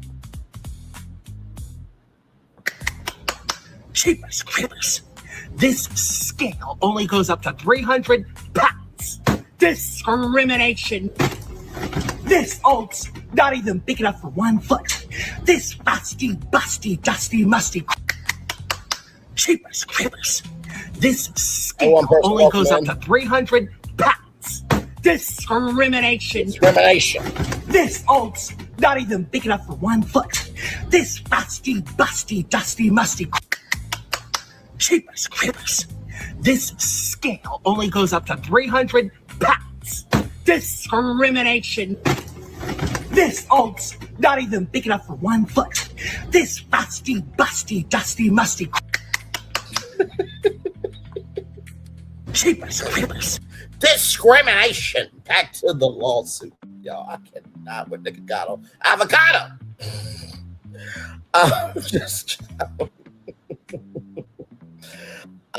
This white knighting is almost certainly a ruse and disingenuous in a disingenuous way to create a honeypot to attract women who feel bullied and discriminated against.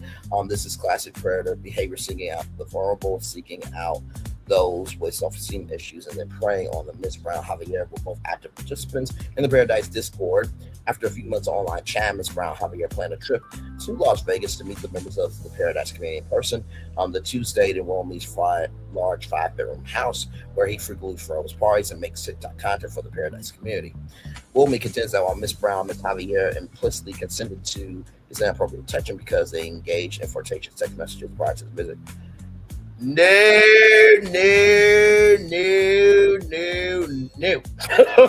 You cannot go there, brother. I'm gonna tell you right now. Let's just say, right, that I get a text message from, and I'm just going to, I'm going to do this. I don't think this person is going to have a problem with it because I comment on her stuff all the time. Give me a comment, y'all. One moment, please.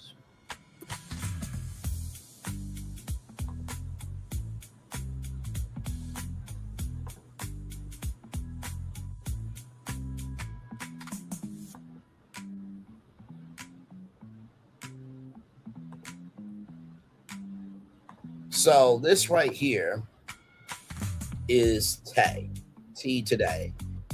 I absolutely love her energy, her mental health stories, everything else, right? Let's just say me and her are communicating, right? We're not. I wish we were more often. Child, listen. Let's just say that me and her are communicating, right? And it was a flirty energy between me and her. Those are the texts until I get in front of her and me and her are about to make it do what it do, and I'm about to be her favorite rocket ship zooming through her skies, being a big Einstein, is not consent, bro. Even in text messages, that is not consent, because a woman or a man has the right to change their mind. Okay? All right, back to the lawsuit. Now, in fact, Miss Brown sent a text message to Wilmy prior to her arrival saying that she did not want Wilmy to have any expectations of her visit to the house. That will include any sexual or physical expectations. Wilmy acknowledged the lack of expectations. Further, Miss Javier specifically told Wilmy prior to the trip that she was in a monogamous relationship. So that means she had somebody, right? And therefore was not interested in any sort of sexual advances. There were several instances of Wilmy touching Miss Brown. For example, Wilmy would frequently and repeatedly spank her buttocks when they were walking around, despite telling him to stop. In his complaint, Wilmy only mentioned 3 such instances where he recorded using home surveillance cameras, but neglects to mention other occurrences of this behavior. Wilmy went so far as to call Miss Brown immature for refusing to be naked around him. Child. If somebody don't want to be naked around you, that's their right. That doesn't mean they're immature. There is a thing as body dysmorphia, right? There is a thing as body insecurity, right? And not to mention, too, the hidden, silent pain of women is on a different level than the hidden and silent pain of men. I know that that's going to sound like I'm simping. I'm trying to get brownie points this, that, and third. And that's not to say that the silent, unheard pain of men do not matter, because it does. But we know that there is more of a pressure in society placed on women than men. Okay, let's just keep it a buck. We can be honest over here. I don't know about other platforms, but we can be honest over here, right? So I feel like that was just ASA 9, ASA 10, ASA 11, ASA 12, ASA 13. Ms. Javier experienced one instance of this conduct in which Wilmy touched her without her consent. There was an occasion where Wilmy rubbed her stomach in a sexual manner. Despite her discomfort with this conduct, I'm sure that he probably rubbed her fupa as well.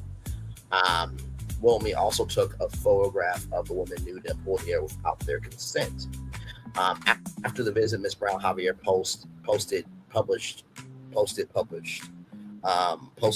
the details of their experiences. Rather, Ms. Halter, Ms. Sandu, and other members of the Pearadise on Discord also posted about this conduct on their own respective TikTok accounts. Ms. Halter, finding Ms. Brown Javier credible and relying on their account of events, said that Pearadise is not a safe space for BBWs and that Wilmy sexually assaulted 2 women. Ms. Sandu has never explicitly named Wilmy in her videos, but she has made statements that the sexual assault allegations are not defamatory if they are true.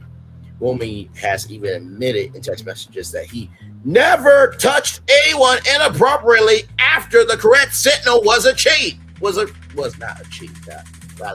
received. Caps means screaming, so I'm adding color to the commentary, ladies and gentlemen. He has also admitted to being too touchy-feely, knowing that he did sexually assault Ms. Brown, Ms. Javier, according to the common understanding of the term. Wilmy premises his claims on the theory that the appropriate child. Once again, this is the same guy who said in this documentary right here about how he loves plus size women. This is what he has to say. He loves plus size women. He's sexually attracted to plus size women. I like them round. I like them chunky. Back to this. Womey premises his claims on the theory that the appropriate definition of SA is that of the state of the Nevada criminal statutes, which require sexual penetration. Do you not know how bad this is, bro? That's like a grown-ass man saying, hey, you know what? Listen, the consent age in this state is 16. It doesn't fucking matter. Let me bring up a meme just to bring this up.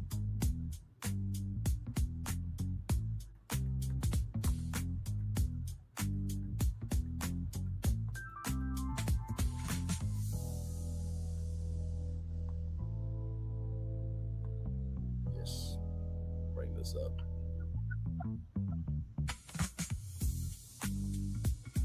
So, Luigi, what do you have to say about this, good sir? Mario, what the fuck are you doing? You can't have sex with her. Why not, Luigi? Because she's 14. Yeah, what's it to you? Age is only a number, Luigi. Yeah, you know what else is the number? What? 9-1 fucking... Mario, what the fuck are you doing? You can't have sex with her. Why not, Luigi? Because she's 14. Yeah, what's it to you? Age is only a number, Luigi. Yeah, you know what else is the number? What? 9-1 fucking... Mario, what the fuck are you doing? You can't have sex with her? Why not, Luigi? Because she's 14. Yeah, what's it to you? Age is only a number, Luigi. Yeah, you know what else is the number? What? 9-1 fucking... At the end, he says, 9-1 fucking 1, bitch! So, that's the meme. But back to the lawsuit. That is basically what Stefan Womey is saying. That the appropriate definition of SA, the appropriate definition of SA, the appropriate definition of SA requires sexual penetration. That is the equivalent of what Mario said, that she's 14. Okay? All right? Moving on. Just, my God, today.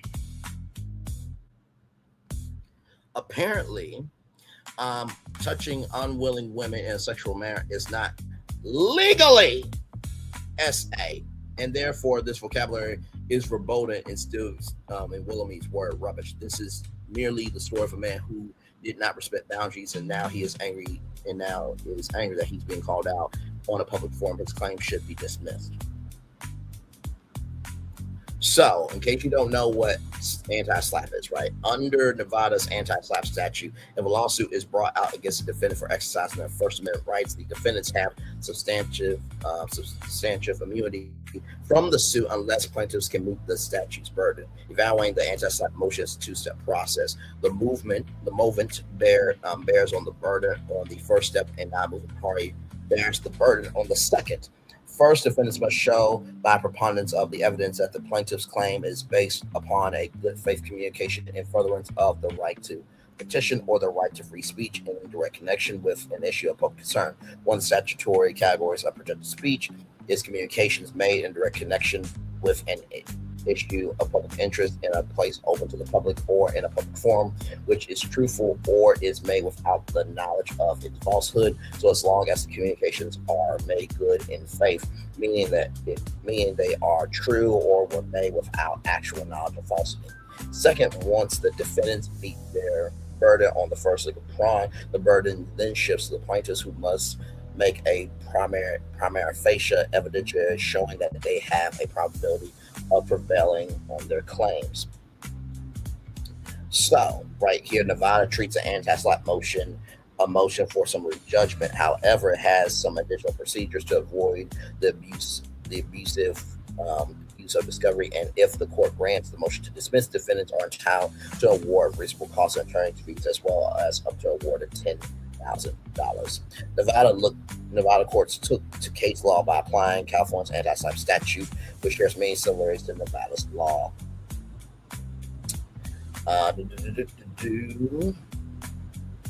So all that there. So just wanted to bring all this up to you all, right? As you can see here, it just keeps going and going and going and going and going and going. Like right here, for example, the court in that case knows that the disclosure of the plaintiff's behavior, which occurred in connection with his thrifting business and related activities, informs the public's decision on whether to do business with him. Wilmy notes in the complaint that he has a substantial following of 130,000 followers on TikTok. Since the complaint was written, Wilmy has grown over to 210,000 followers on the platform. Most importantly, for the context of this case, the Pearadise community is Wilmy's personal field. He created the community, controls the community, and now he apparently exploits the community for his own personal sexual gratification. He is most certainly a public figure in the context of this community. So basically what it is saying, right, is that this has to not only be a big enough public figure for there to be an interest, but also, too, there has to be a space where there is validity with what is being said in so many words, right? The court in MG versus Time Warner Incorporated found that an article concerning the issue of adult coaches who actually use of playing team sports was a significant public interest. Certainly, a case like this, which involves an online content creator who garnered his popularity by creating a safe space for women just so that he could lure them to his home and abuse them, is of public interest, right? So there is that there.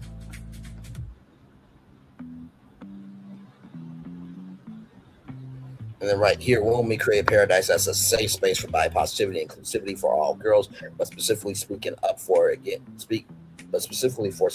against bullying and discrimination against big girls. Wilmy actively sought to hold himself out as a body positivity influencer for big girls, and indeed welcomed this attention. Wilmy has stated that it was his passion to create the Discord server where a majority of the community hangs out on a regular basis. As the leader of a community, he advertises as a safe space. Wilmy's own offline behavior is of particularly great concern to the public, and particularly to the big girl community. Ms. Brown and Ms. Javier have recounted their personal experiences of sexual misconduct with Wilmy in their statements. Ms. Halter and Ms. Sandu have described the stories of various women and their encounters with Wilmy. All the statements were made in order to notify the public of coercive and boundary-breaking behavior by a man purporting to run a safe space for all the women he knows to feel bullied and discriminated against. In reality, he's creating a stable of women who fit his physical preferences, who have emotional feelings of vulnerability, that he can sexually abuse at his leisure. Wilmy's claims arise from conduct that is protected by the Nevada anti-SLAPP statute.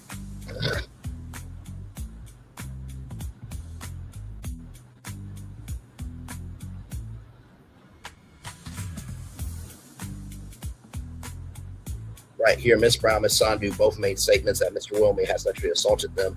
During an April visit to Wilmy's Las Vegas home, where plaintiff's contended sexual assault is a subjective term to the average lay person that can have a vast number of different meanings and cover a broad range of conduct. In the complaint, plaintiffs contend that the only possible meaning of sexual assault is that of the Nevada criminal statute, which requires a sexual penetration. Defendants here use the term sexual assault to describe unconsented feelings. For example, Wilmy spanked Ms. Brown's buttocks without consent. Wilmy also caressed Ms. Javier's stomach without consent. Apparently, to sustain Wilmy's view of the world, a sexual assault victim who fails to respond is implicitly consented to more sexual assault, which is not the case at all. Like I said, a woman or a man has the right to change their mind, whether it's in text, whether it's a phone call, video call, in person, on a date. If they want to stop the date, they can stop the date. Okay, so things can always change in that, and they have the right to to be able to make that choice. Okay. Wilmy is shockingly wrong. Neither Miss Brown nor Miss Javier consented. And it says here, plaintiffs allege in their complaint that Miss Brown and Miss Javier actually consented to these searches because they did not react to them. Just because they didn't react to them does not mean they said yes to them either. Miss Brown, Miss Javier did not manifest consent rather to this conduct by merely reframing from slapping Wilmy in the face and shouting, "How dare you!" in the middle of his security monitored home. Good damn. This kind of attitude towards consent is about 50 years too late to be convincing. Contrary to Wilmer's belief, no reaction is reaction in itself, especially in instances where an individual may be trying to avoid confrontation or is experiencing shock at the assault that they just experienced. Now, when I say good damn about, okay, Miss Brown, Miss Javier did not manifest consent to this conduct by merely refraining from slapping Wilmy in the face and shouting, "How dare you!" Right? Now, like we talked about before, no man should put their hands on a woman, and no woman should put their hands on a man. In the same token, it should also go for SA. Nobody should be assaulting anybody, sexual or otherwise. Okay. Especially in instances where an individual may be trying to avoid confrontation or is experiencing shock at the assault they just made, that they have just experienced, considering that Ms. Brown, Ms. Javier make statements that truthfully describe their experiences with Wilmy. They publish their statements in good faith. Neither Ms. Halter or Ms. Sandu made any statement with knowledge of its falsity. Ms. Halter and Ms. Sandu had no reason to doubt Ms. Brown, Ms. Javier's statement, and actually believed their account of events. Plaintiffs also acknowledged that in the light of the Me Too movement, there are concerns that sexual assault plaintiffs are taken too lightly.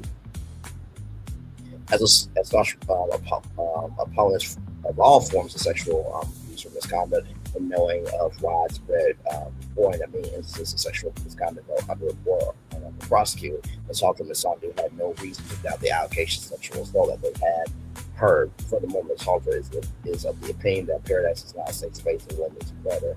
The defendants made these statements in good faith.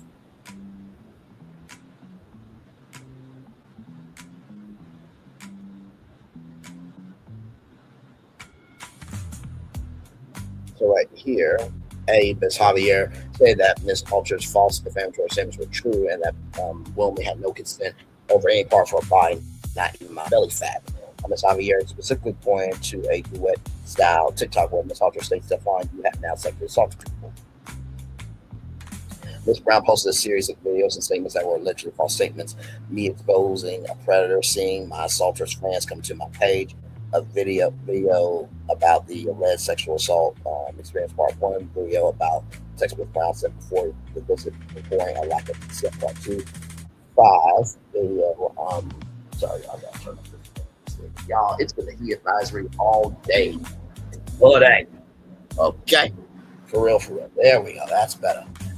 Video about 3 alleged. I'm trying to make sure that y'all can still hear me, but I'm also not trying to pass out either. Video about 3 non-consensual touching incidents. Wilmy touching her waist when they go out to dinner. Wilmy massaging her shoulders. Wilmy slapping her buttocks on more than one occasion. Which Miss Brown deems sexual assault. Miss Brown claims to stop on each occasion. Video 6. Video about how the next morning, after being naked in the pool together, Wilmy came into her room and rubbed her stomach after she objected. Part 4. Video claiming Wilmy grabbed her by the shoulders and consensually lifted to her eyes and attempted to open the bedroom door when she was waxing. Okay. Miss Brown claimed that there was another victim who had a boyfriend. That was the person that had a monogamous relationship, and say that she would not want to do anything physical. Despite this, Wilmy wanted to test the waters, both of them anyway, despite lack of consent. Ms. Halter published a video alleging Wilmy committed sexual assault against at least 2 members of the BBW community. Ms. Halter stated that plaintiffs do not provide a safe environment for women. Ms. Halter said that Wilmy is a predator. And then right here, Ms. Sandu published a video saying that the allegations of sexual assault are not allegations because they are true. There are text screenshots and videos to prove it happened.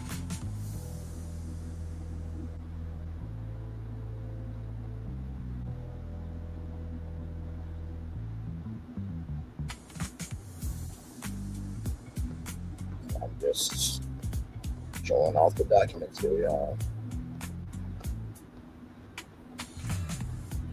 And like I said, you can find this online. I just typed in Pearadise PDF lawsuit or Pearadise lawsuit PDF, and there you go. So all I ask is that if you read the lawsuit, just to mention where you got from Braylon Lee and Braylon Lee's virtual tour. That's all I ask.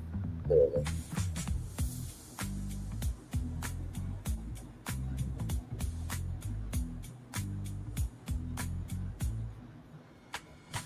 So I think that's pretty much it here. I'm just showing off all the pages that way y'all can see that this is real, okay?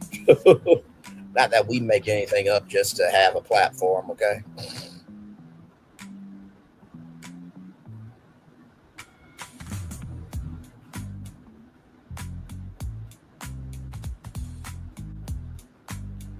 So these are the statements. So we have Brown. Exhibit B, the Pearadise TikTok homepage. So this is the homepage here. Pearadise homepage.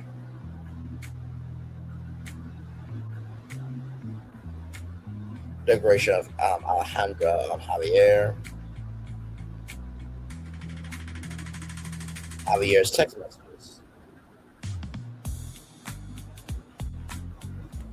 Oh, wait, that was too quick. Oh, it didn't load it. Okay. So here it is. Hey, Stefan, Cass wants to know if the hot tub can get a little higher, please. Okay, all your little shit talking behind my back and that fucking tech group needs to stop. And you need to get your asses on video chat and add me to that server so I can finally get a chance to say something too. I don't play around with the allegations that are being thrown around there. I never touched anyone inappropriately after the correct signal was received. That was the text message. Okay, I'm reading it as it says there. Okay, so listen. Oh my God, today.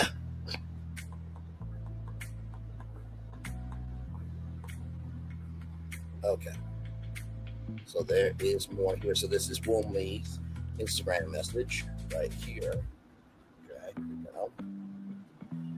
no, it's a rampant insurance agent selling people literal shit. I'm waiting for clearance from my lawyer to post some random videos and evidence. It's a nasty smear campaign with only one goal to get clout by trying to destroy someone's life. Anyone who has actually met me in person knows I would never go anywhere close to SA. I made two girls uncomfortable because I was a bit too touchy-feely after they have sent me nude, giving me the impression that foreign was welcome for the one of them and I had been kissed by the other. In general, I thought we were super tight and intimate friends with a little friendly non-sexual banter like a casual belly rub would not be a problem. Apparently it was. Once I received the proper not wanted signals, I immediately backed off. SA is such a sticky, SA is a very sticky trigger word.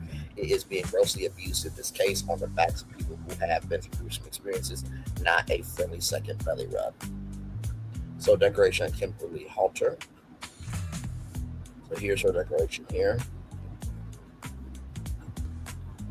Declaration of Monica Sandu.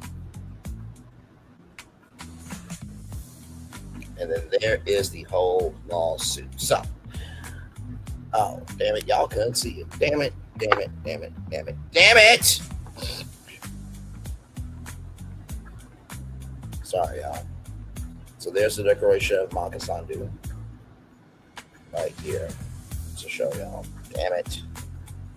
I was reading the whole damn time. Like, somebody could have let me know.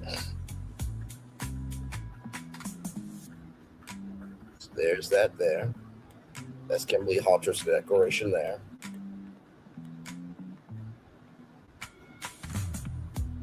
And then here is Stephen's message here. I think I just read.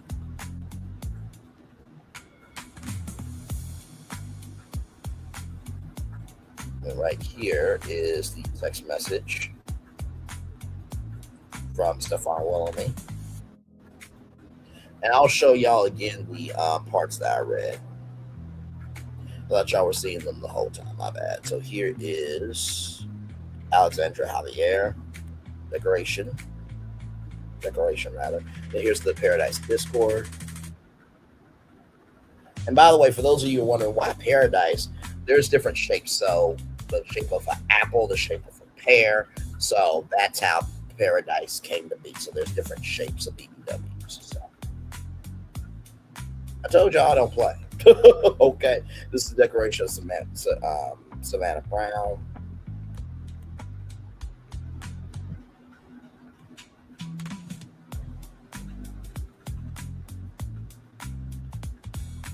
This came out in 2021.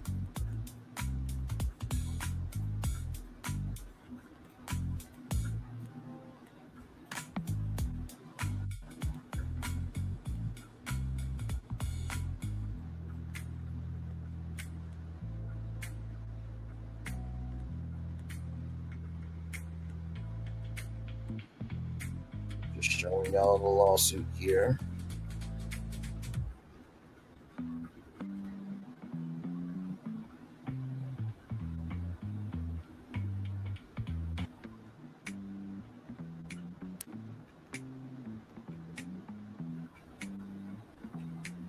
So right here, this is what I read here of all the different things from G to F to E to D, 8, 7, 6 there,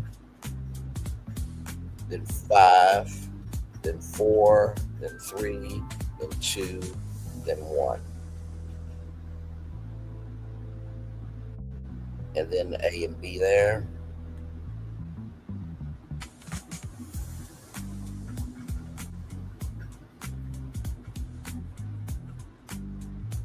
And of course, right here, I read all this right here. And I'm leaving it up for a little bit so that way you guys can like pause it and read it, you know, right there at your own leisure. Like I said, I have no idea about Pearadise at all. Like I said, I am not here for anybody that rapes, assaults, does anything to women, men, children. Y'all know we have went there several times. Covering different trials. I know about the Carmelo Anthony trial. Shout out to everybody who covered it. I saw Nick at Night cry in a fashion I've never seen before, and it hurt my heart to see that. So one love, much love, all love, and support to Nick at Night. I will be talking about that tomorrow night at 8:30, so be here for that. You know what I mean? Like I said, it gets harder and harder and harder to cover magnitude. It gets harder and harder to cover stories of a magnitude of this energy, but it needs to be covered because wherever we don't confront, we allow. So just letting y'all pause it on your own time so you guys can see it. I really thought I was reading it to y'all, but y'all did see it, so.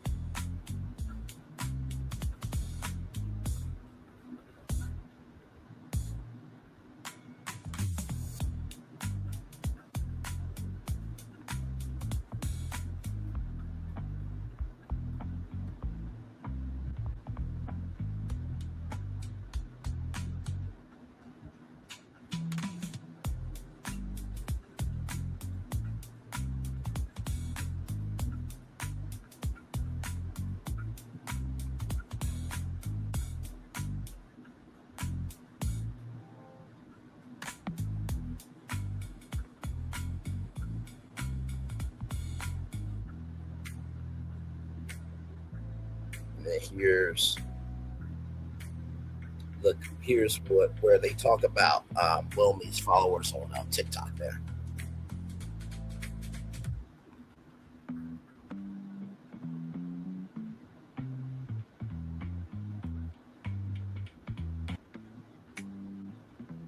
So that is the lawsuit there. Like I said, I will be reviewing the series. Like I said, I don't know if anybody else will be reviewing the series. I'm sure that the plus size community will definitely be reviewing the series on YouTube. I'm gonna just say this, right?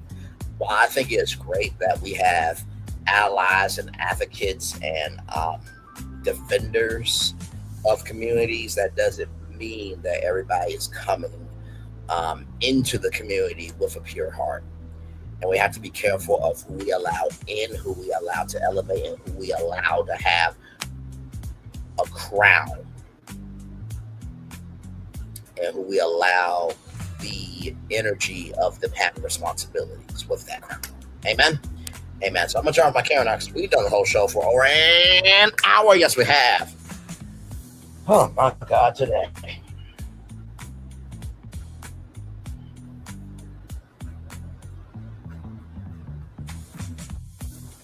And once again, y'all, this is the mother ucker right here that has done all this. This is the guy right here. He's sexually attracted to plus size women. I like them round. I like them chunky.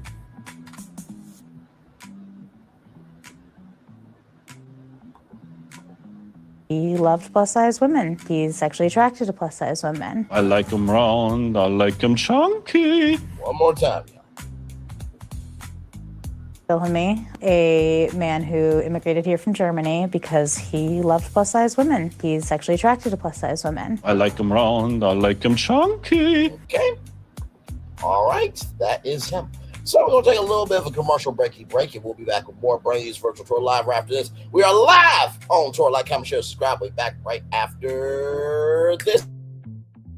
Oh, we'll be back after this, rather. And roll it.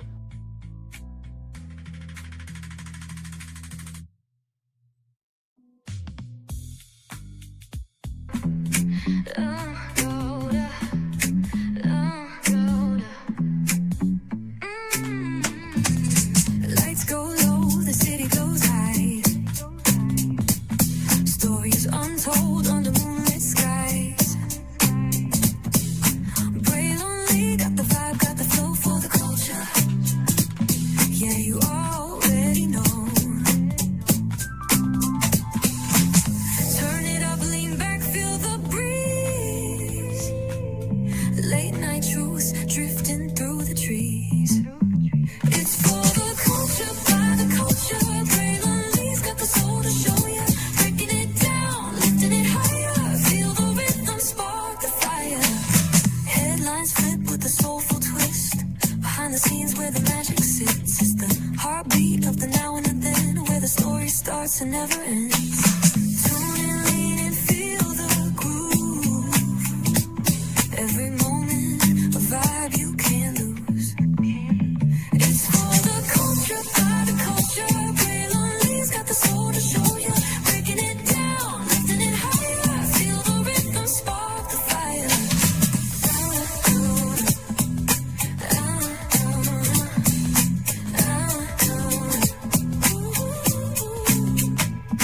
Hear the whispers in the city's hum. Echoes of stories where we're from. A beat, a step, a voice so clear. The pulse of us, it's all right here. We got soul, we got flavor. Every moment is a savior. Every experience is an overcomer. Turn it up, feel the glow, let the rhythm flow. Spotlight shining, we in the zone. This is the place where the culture's grown. Stories untold, now they're coming alive. Braylonly got the vibe tonight. One thing to know and two things for sure. Higher is waiting and lower is available. But either way, we gotta go on tour. It's Braylonly's virtual tour, where the culture makes its move. Feel the love, feel the truth. This is us, this is you. From the unknown, the unembraced, and more. This show, this brand, and the possibilities of what can be is all here for you. I'm just a kid from the rock, trying to be a rock for people, trying to make it best they can to become. Being movers, a creator of power to lift up all of us, not just a selective few. For the culture, by the culture, here we be. Braylonly, bringing life to your screen. Feel the soul, feel the truth. We're free, trust and believe. It's entertainment, news done our way with. Braylonly, spotlight sharp like a diamond shine. We see the stars, but the stories align. Deep in the soul where the heartbeats find. The pulse of the people redefining time. Just a pro tip, people have to earn the right to hear your story, but in addition to that, people have to earn the responsibility to be a part of it. Just because we are not seen by everybody doesn't mean we are not been seen by who needs to see us. Noise equals a passion and sound equals purpose. Anybody can be a creator, but it takes somebody to be an artist.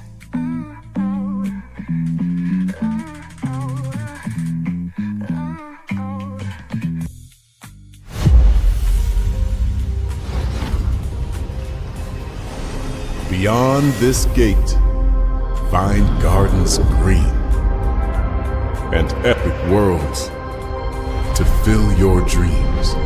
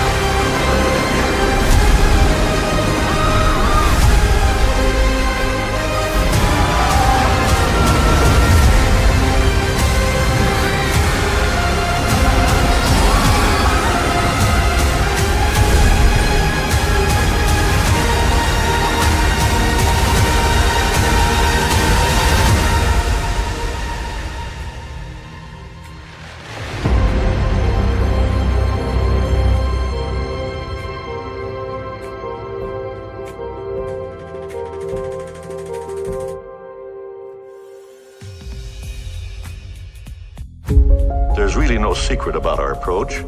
We keep moving forward. With the hope that it will be a source of joy and inspiration to all the world. In Disney's 102-year history, there have been many defining moments and countless achievements. Today, we celebrate another thrilling moment, the creation of a spectacular new Disney theme park resort coming to Abu Dhabi.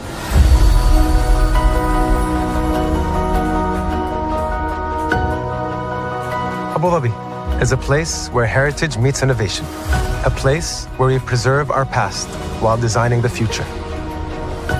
Bringing a Disney theme park resort to Yas Island, Abu Dhabi marks a historic milestone in our journey as a global family destination. The 7th Disney theme park resort destination represents a new frontier in theme park ambitions. Our resort in Abu Dhabi will be the most advanced and interactive destination in our entire portfolio. The location of our park is incredibly unique. It's anchored by a beautiful waterfront, which will allow us to tell our stories in completely new ways. Ultimately, this project will be a celebration of what's possible when creativity and progress come together. What we are creating with Disney in Abu Dhabi is a whole new world of imagination, an experience that will inspire generations across the region and the world. This collaboration represents a powerful fusion of Disney's unmatched legacy in storytelling and Mira's commitment to bringing world-class entertainment to our guests. Abu Dhabi's vision for the future is to create a legacy for generations to come. Disneyland Abu Dhabi will be authentically Disney and distinctly Emirati. An oasis of extraordinary Disney entertainment at this crossroads of the world.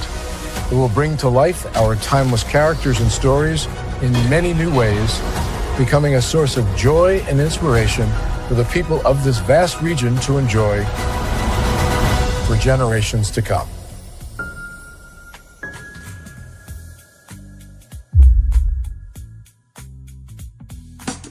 Caesar.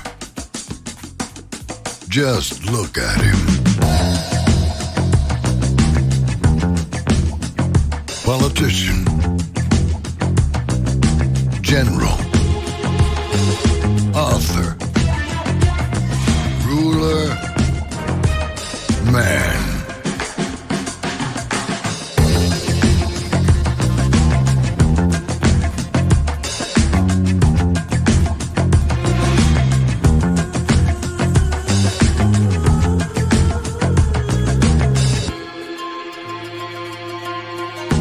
Legend has it, he's not only stared into the belly of the beast, he's had it for dinner. Here he's free to relax, or party, or relax, or party, or relax, and party. His is a world of opulence, excess, and the occasional impulse buy. Not one to rest on his laurels, he's famous for ushering in a new age of entertainment. So, for anyone seeking a place where the sun never sets on a good time, all this awaits. I am Caesar, and I approve this palace.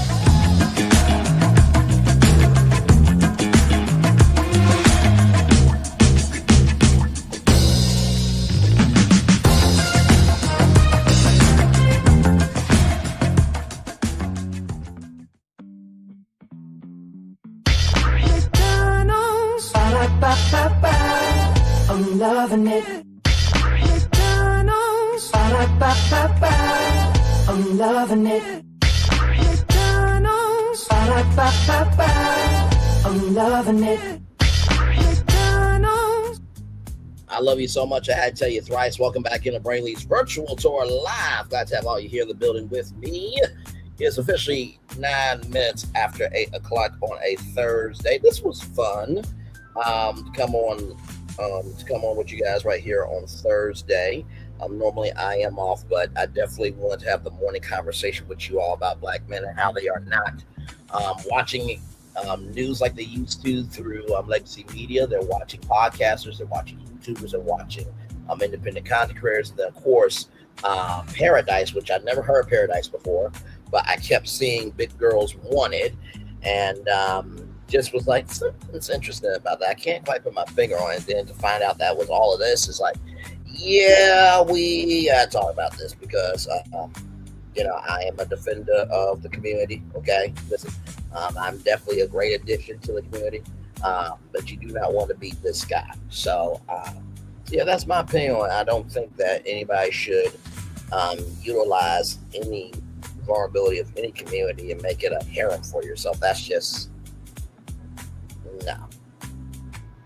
I mean, hell, if he wanted to partner with the guy that owned the bunny ranch and made a BBW, bunny ranch, then do that. It's legal for prostitution out there, but like, bruh, it's oh my God, just because you can do something doesn't mean that you should. You know what I mean? Steve Harvey has said that. Many people have said that before, but sincerely, that's how I really feel about this. It's just like BBWs are definitely more than just being fetishized for, oh my God, you look so good the way you eat that, ice cream. Oh my God, just the way your skin glistens in the sun. I just want to, just embrace those curves and all that stuff and this, that, and third. Like, they are real human beings with thoughts, feelings, and emotions. Damn it. So that's what I have to say on all of that. Like I said, episode 1 we will review tomorrow night live here on the channel at 6 o'clock, and then of course tomorrow morning we will like I said, then of course tomorrow morning we'll be here at 11 a.m. with an all new show. Yes, indeed. So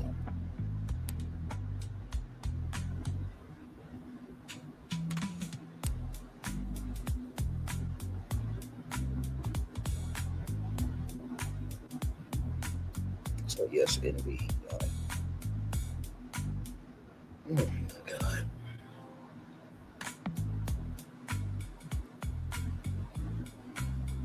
So yeah, we are just chillaxing. Like I said, it's been a heat advisory all day long here where I am in Ohio. So just been in the house chilling, trying to chill as much as I can. I need one of them misting fans. That's what I really need, for real. So, all right, I'll take this guy down off the screen. I'm tired.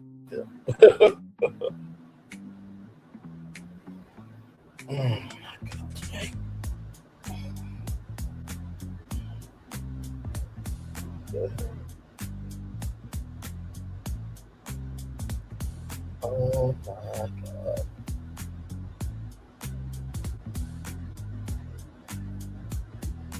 Okay. I will apply for that as soon as this live is done. Oh, man. I swear to God, y'all, like the hardest part of trying to find your way in the world is to have faith, patience, and trust as you are navigating, trying to figure out like your next chapter. I promise you that is like the hardest thing in the world. So, not bad today.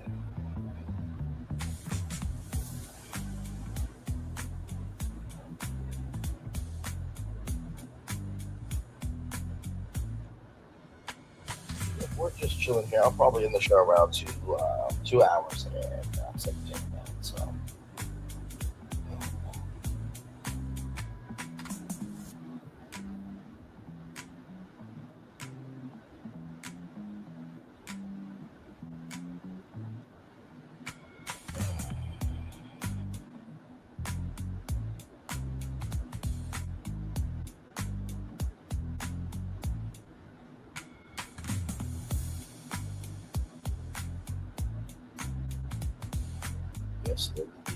By the way, y'all, today is June 11th. You have 1, 2, 3, 4 more days to get your TV show pitches in for a chance at a $20,000 development deal with NBC Universal.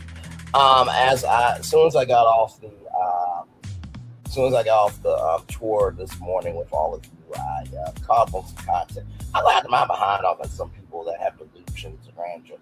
I believe there's a lot of people with delusions of grandeur on YouTube and on social media, so I just caught up on all the comedy happening.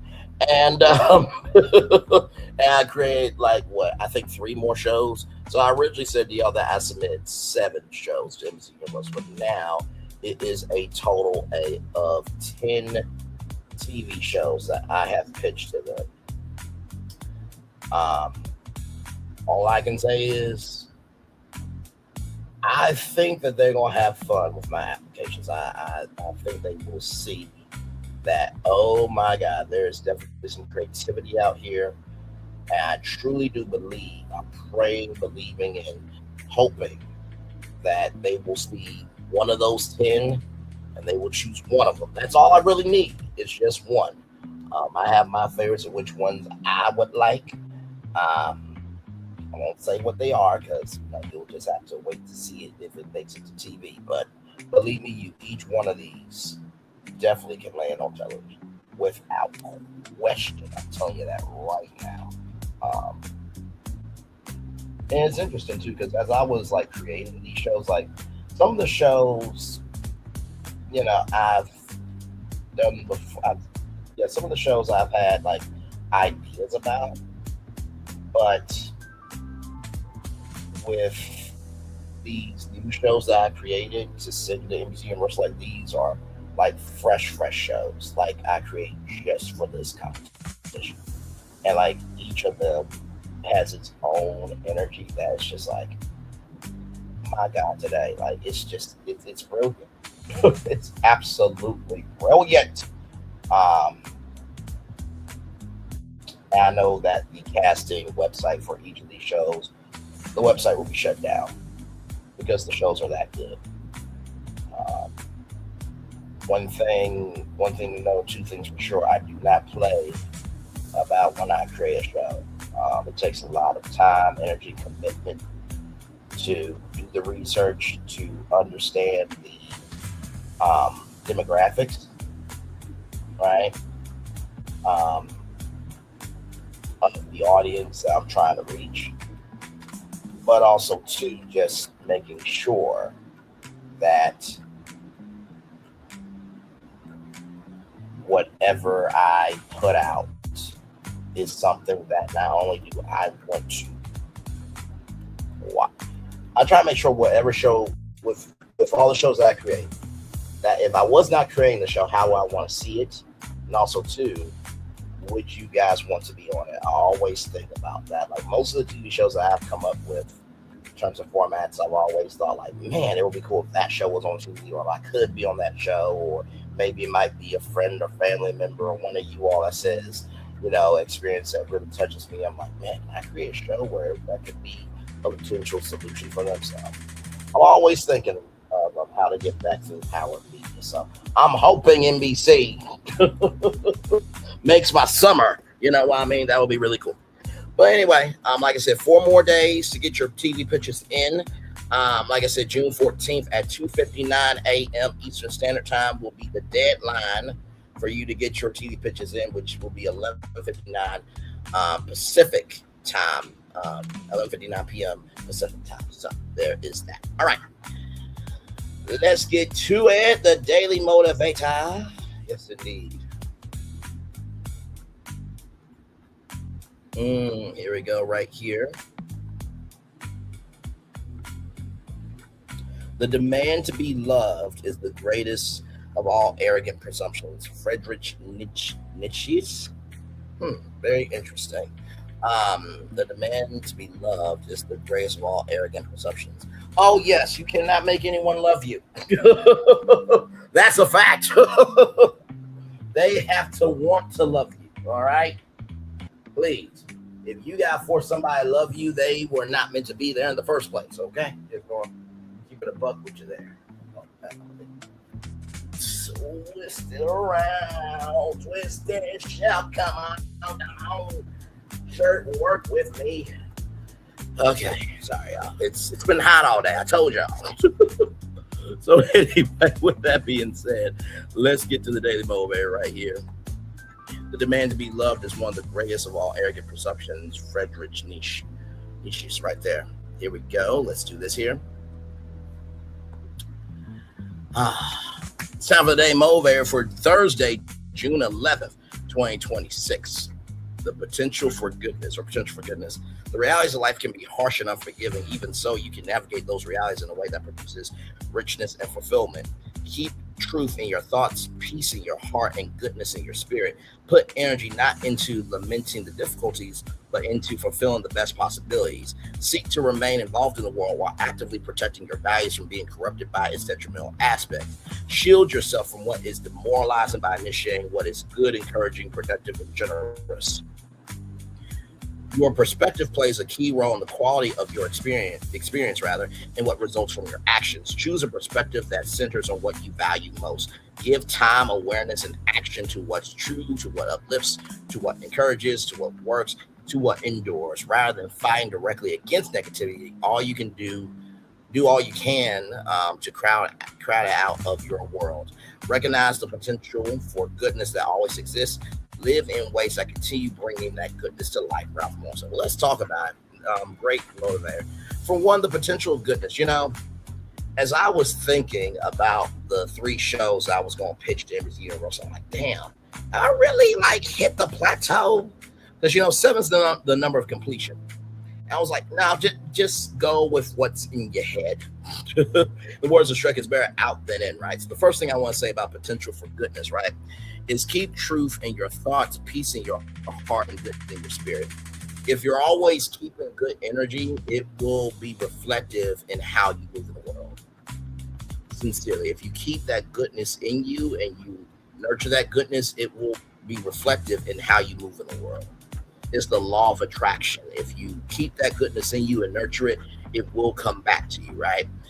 And I promise you, while things may take time, I'd rather things take time and God send his best blessing than something to come quickly and it's a curse from the devil. Just keep it up. But that's the first thing I want to tell you. The second thing I want to tell you is this.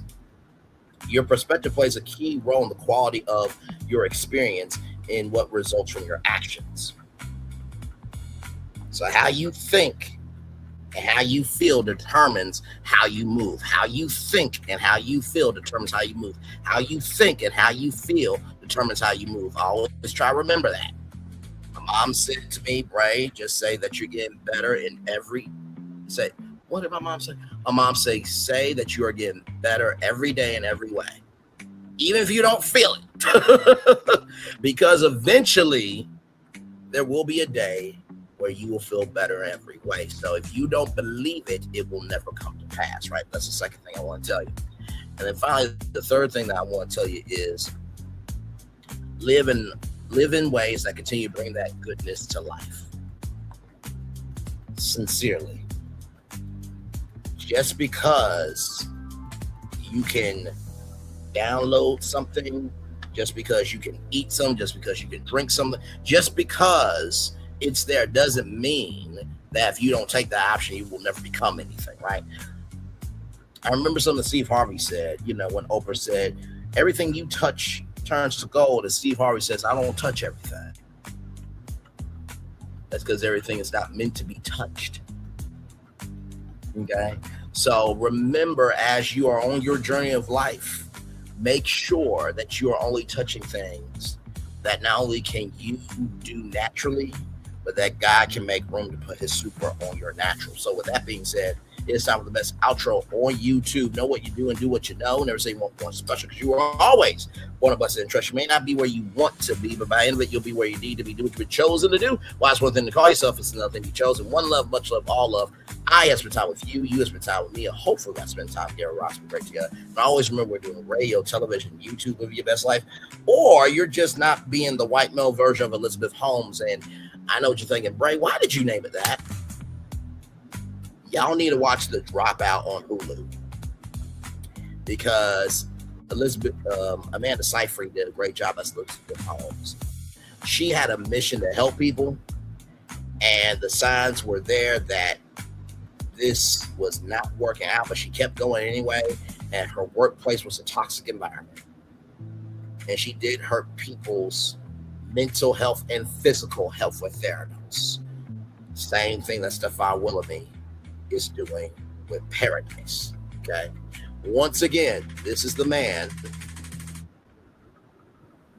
that has created all of this. Just one more time, everybody. Just one more time. Just one more time. He's sexually attracted to plus size women. I like them round. I like them chunky. Make sure the replay is not just for you to watch it. Not just word for you to listen to it, but if you want to experience it again. I love you. I value. I embrace you. I always remember, see what we got to give, or see what we got to give, or see what we got to give it. Whatever obstacles you will overcome, where successful you have achieved upon this particular day. I'm extremely proud of you, but no one else is proud of you. Be proud of your damn self. And finally, y'all listen. What I've come to realize about life in 31 years, it's going to be 32 on August 10th, praise be unto God, is that you do not have to be the cream of the crop in order to have someone, to have a career, to have anything in life. All you got to do is give the best you have, be honorable in your integrity, and always understand the assignments that you're on. You'll have a great life. Some of the best people who are living the greatest lives in the world are the ones that are not the most known. Now clock that T right there. Commercial break and fireworks are coming your way for the day that was, for the day that's come, for the blessings. I want for you, me, all us, as a society, as a people, as a culture. I feel the love and send it right back to you. And by the way, if you want to know how you should be living in life, this is how you should be living. He's sexually attracted to plus size women. I like them round. I like them chunky. You should like life round and chunky, okay? But do it consensually. All right, I gotta go. Bye, everybody. Good night. Peace. And by the way, I hope you are staying cool. If it's high in your area, if it's high in your area, stay cool. If it's too cool, I do hope you warm up. All right, love y'all. Bye-bye. I thought I should tell you they've been talking about you. Yeah, they've been talking about you. They've been talking about the fact that they've done everything they could to stop you and everything they could to block you, but you still win. They've been talking about the fact that they have undermined your success and they have tried to sabotage your seasons, but you keep winning. They've been talking about the fact that even though they don't like each other, they get together to try to kill you, but you keep winning. They've been talking about the fact that you were voted least likely to succeed, but like cream, you keep rising to the top. They've been talking about how they tried to burn your world down, but like the phoenix, you rose from the ashes. They've been talking about you. And you know what they say? Oh, she's just lucky. He's just lucky. But no, you ain't lucky. You're anointed. You got something on you. You got favor on you. You got power on you. You were born to win. Now they can call it luck, but it's grace. They can call it luck, but it's favor. But whatever they call it, it doesn't matter, because you know what God calls you? Do you know what God calls you? A winner. I thought I should tell you they've been talking about you. Yeah, they've been talking about you. They've been talking about the fact that they've done everything they could to stop you and everything they could to block you, but you still win. They've been talking about the fact that they have undermined your success and they have tried to sabotage your seasons, but you keep winning. They've been talking about the fact that even though they don't like each other, they get together to try to kill you, but you keep winning. They've been talking about the fact that you were voted least likely to succeed, but like cream, you keep rising to the top. They've been talking about how they tried to burn your world down, but like the phoenix, you rose from the ashes. They've been talking about you. And you know what they say? Oh, she's just lucky. He's just lucky. But no, you ain't lucky. You're anointed. You got something on you. You got favor on you. You got power on you. You were born to win. Now they can call it luck, but it's grace. They can call it luck, but it's favor. But whatever they call it, it doesn't matter, because you know what God calls you? Do you know what God calls you? A winner. I thought I should tell you they've been talking about you. Yeah, they've been talking about you. They've been talking about the fact that they've done everything they could to stop you and everything they could to block you, but you still win. They've been talking about the fact that They have undermined your success, and they have tried to sabotage your seasons. But you keep winning. They've been talking about the fact that even though they don't like each other, they get together to try to kill you, but you keep winning. They've been talking about the fact that you were voted least likely to succeed, but like cream, you keep rising to the top. They've been talking about how they tried to burn your world down, but like the phoenix, you rose from the ashes. They've been talking about you, and you know what they say? Oh, she's just lucky. He's just lucky. But no, you ain't lucky. You're anointed.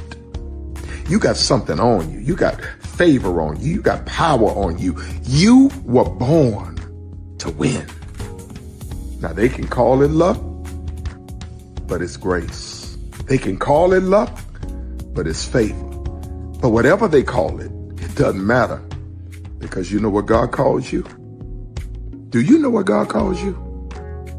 A winner.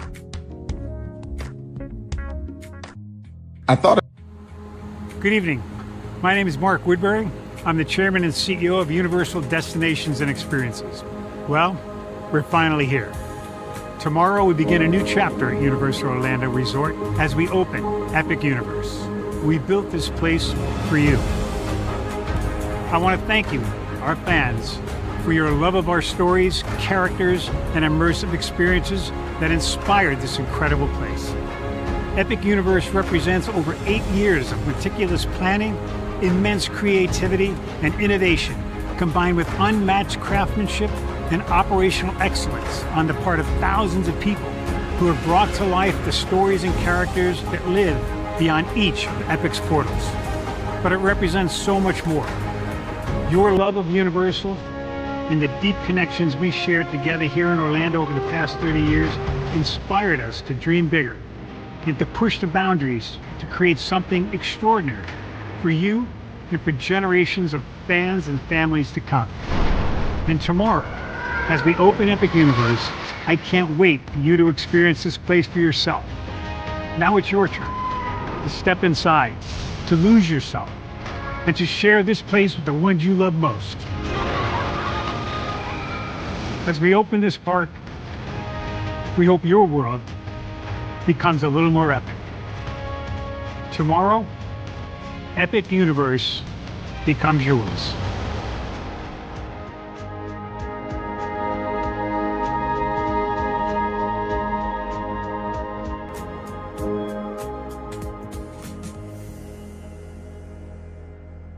Are video games getting too expensive? This episode, we want to find some common ground because the CEOs want to raise the price even more. Not with these broken ass games. $5 million.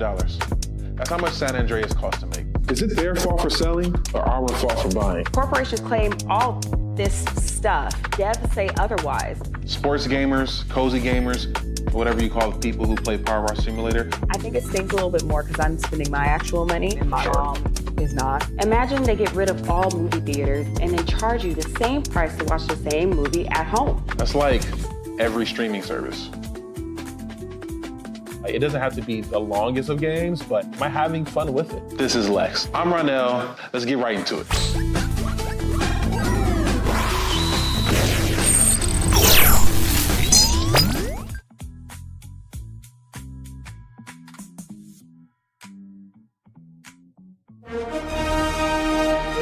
Prepare for a journey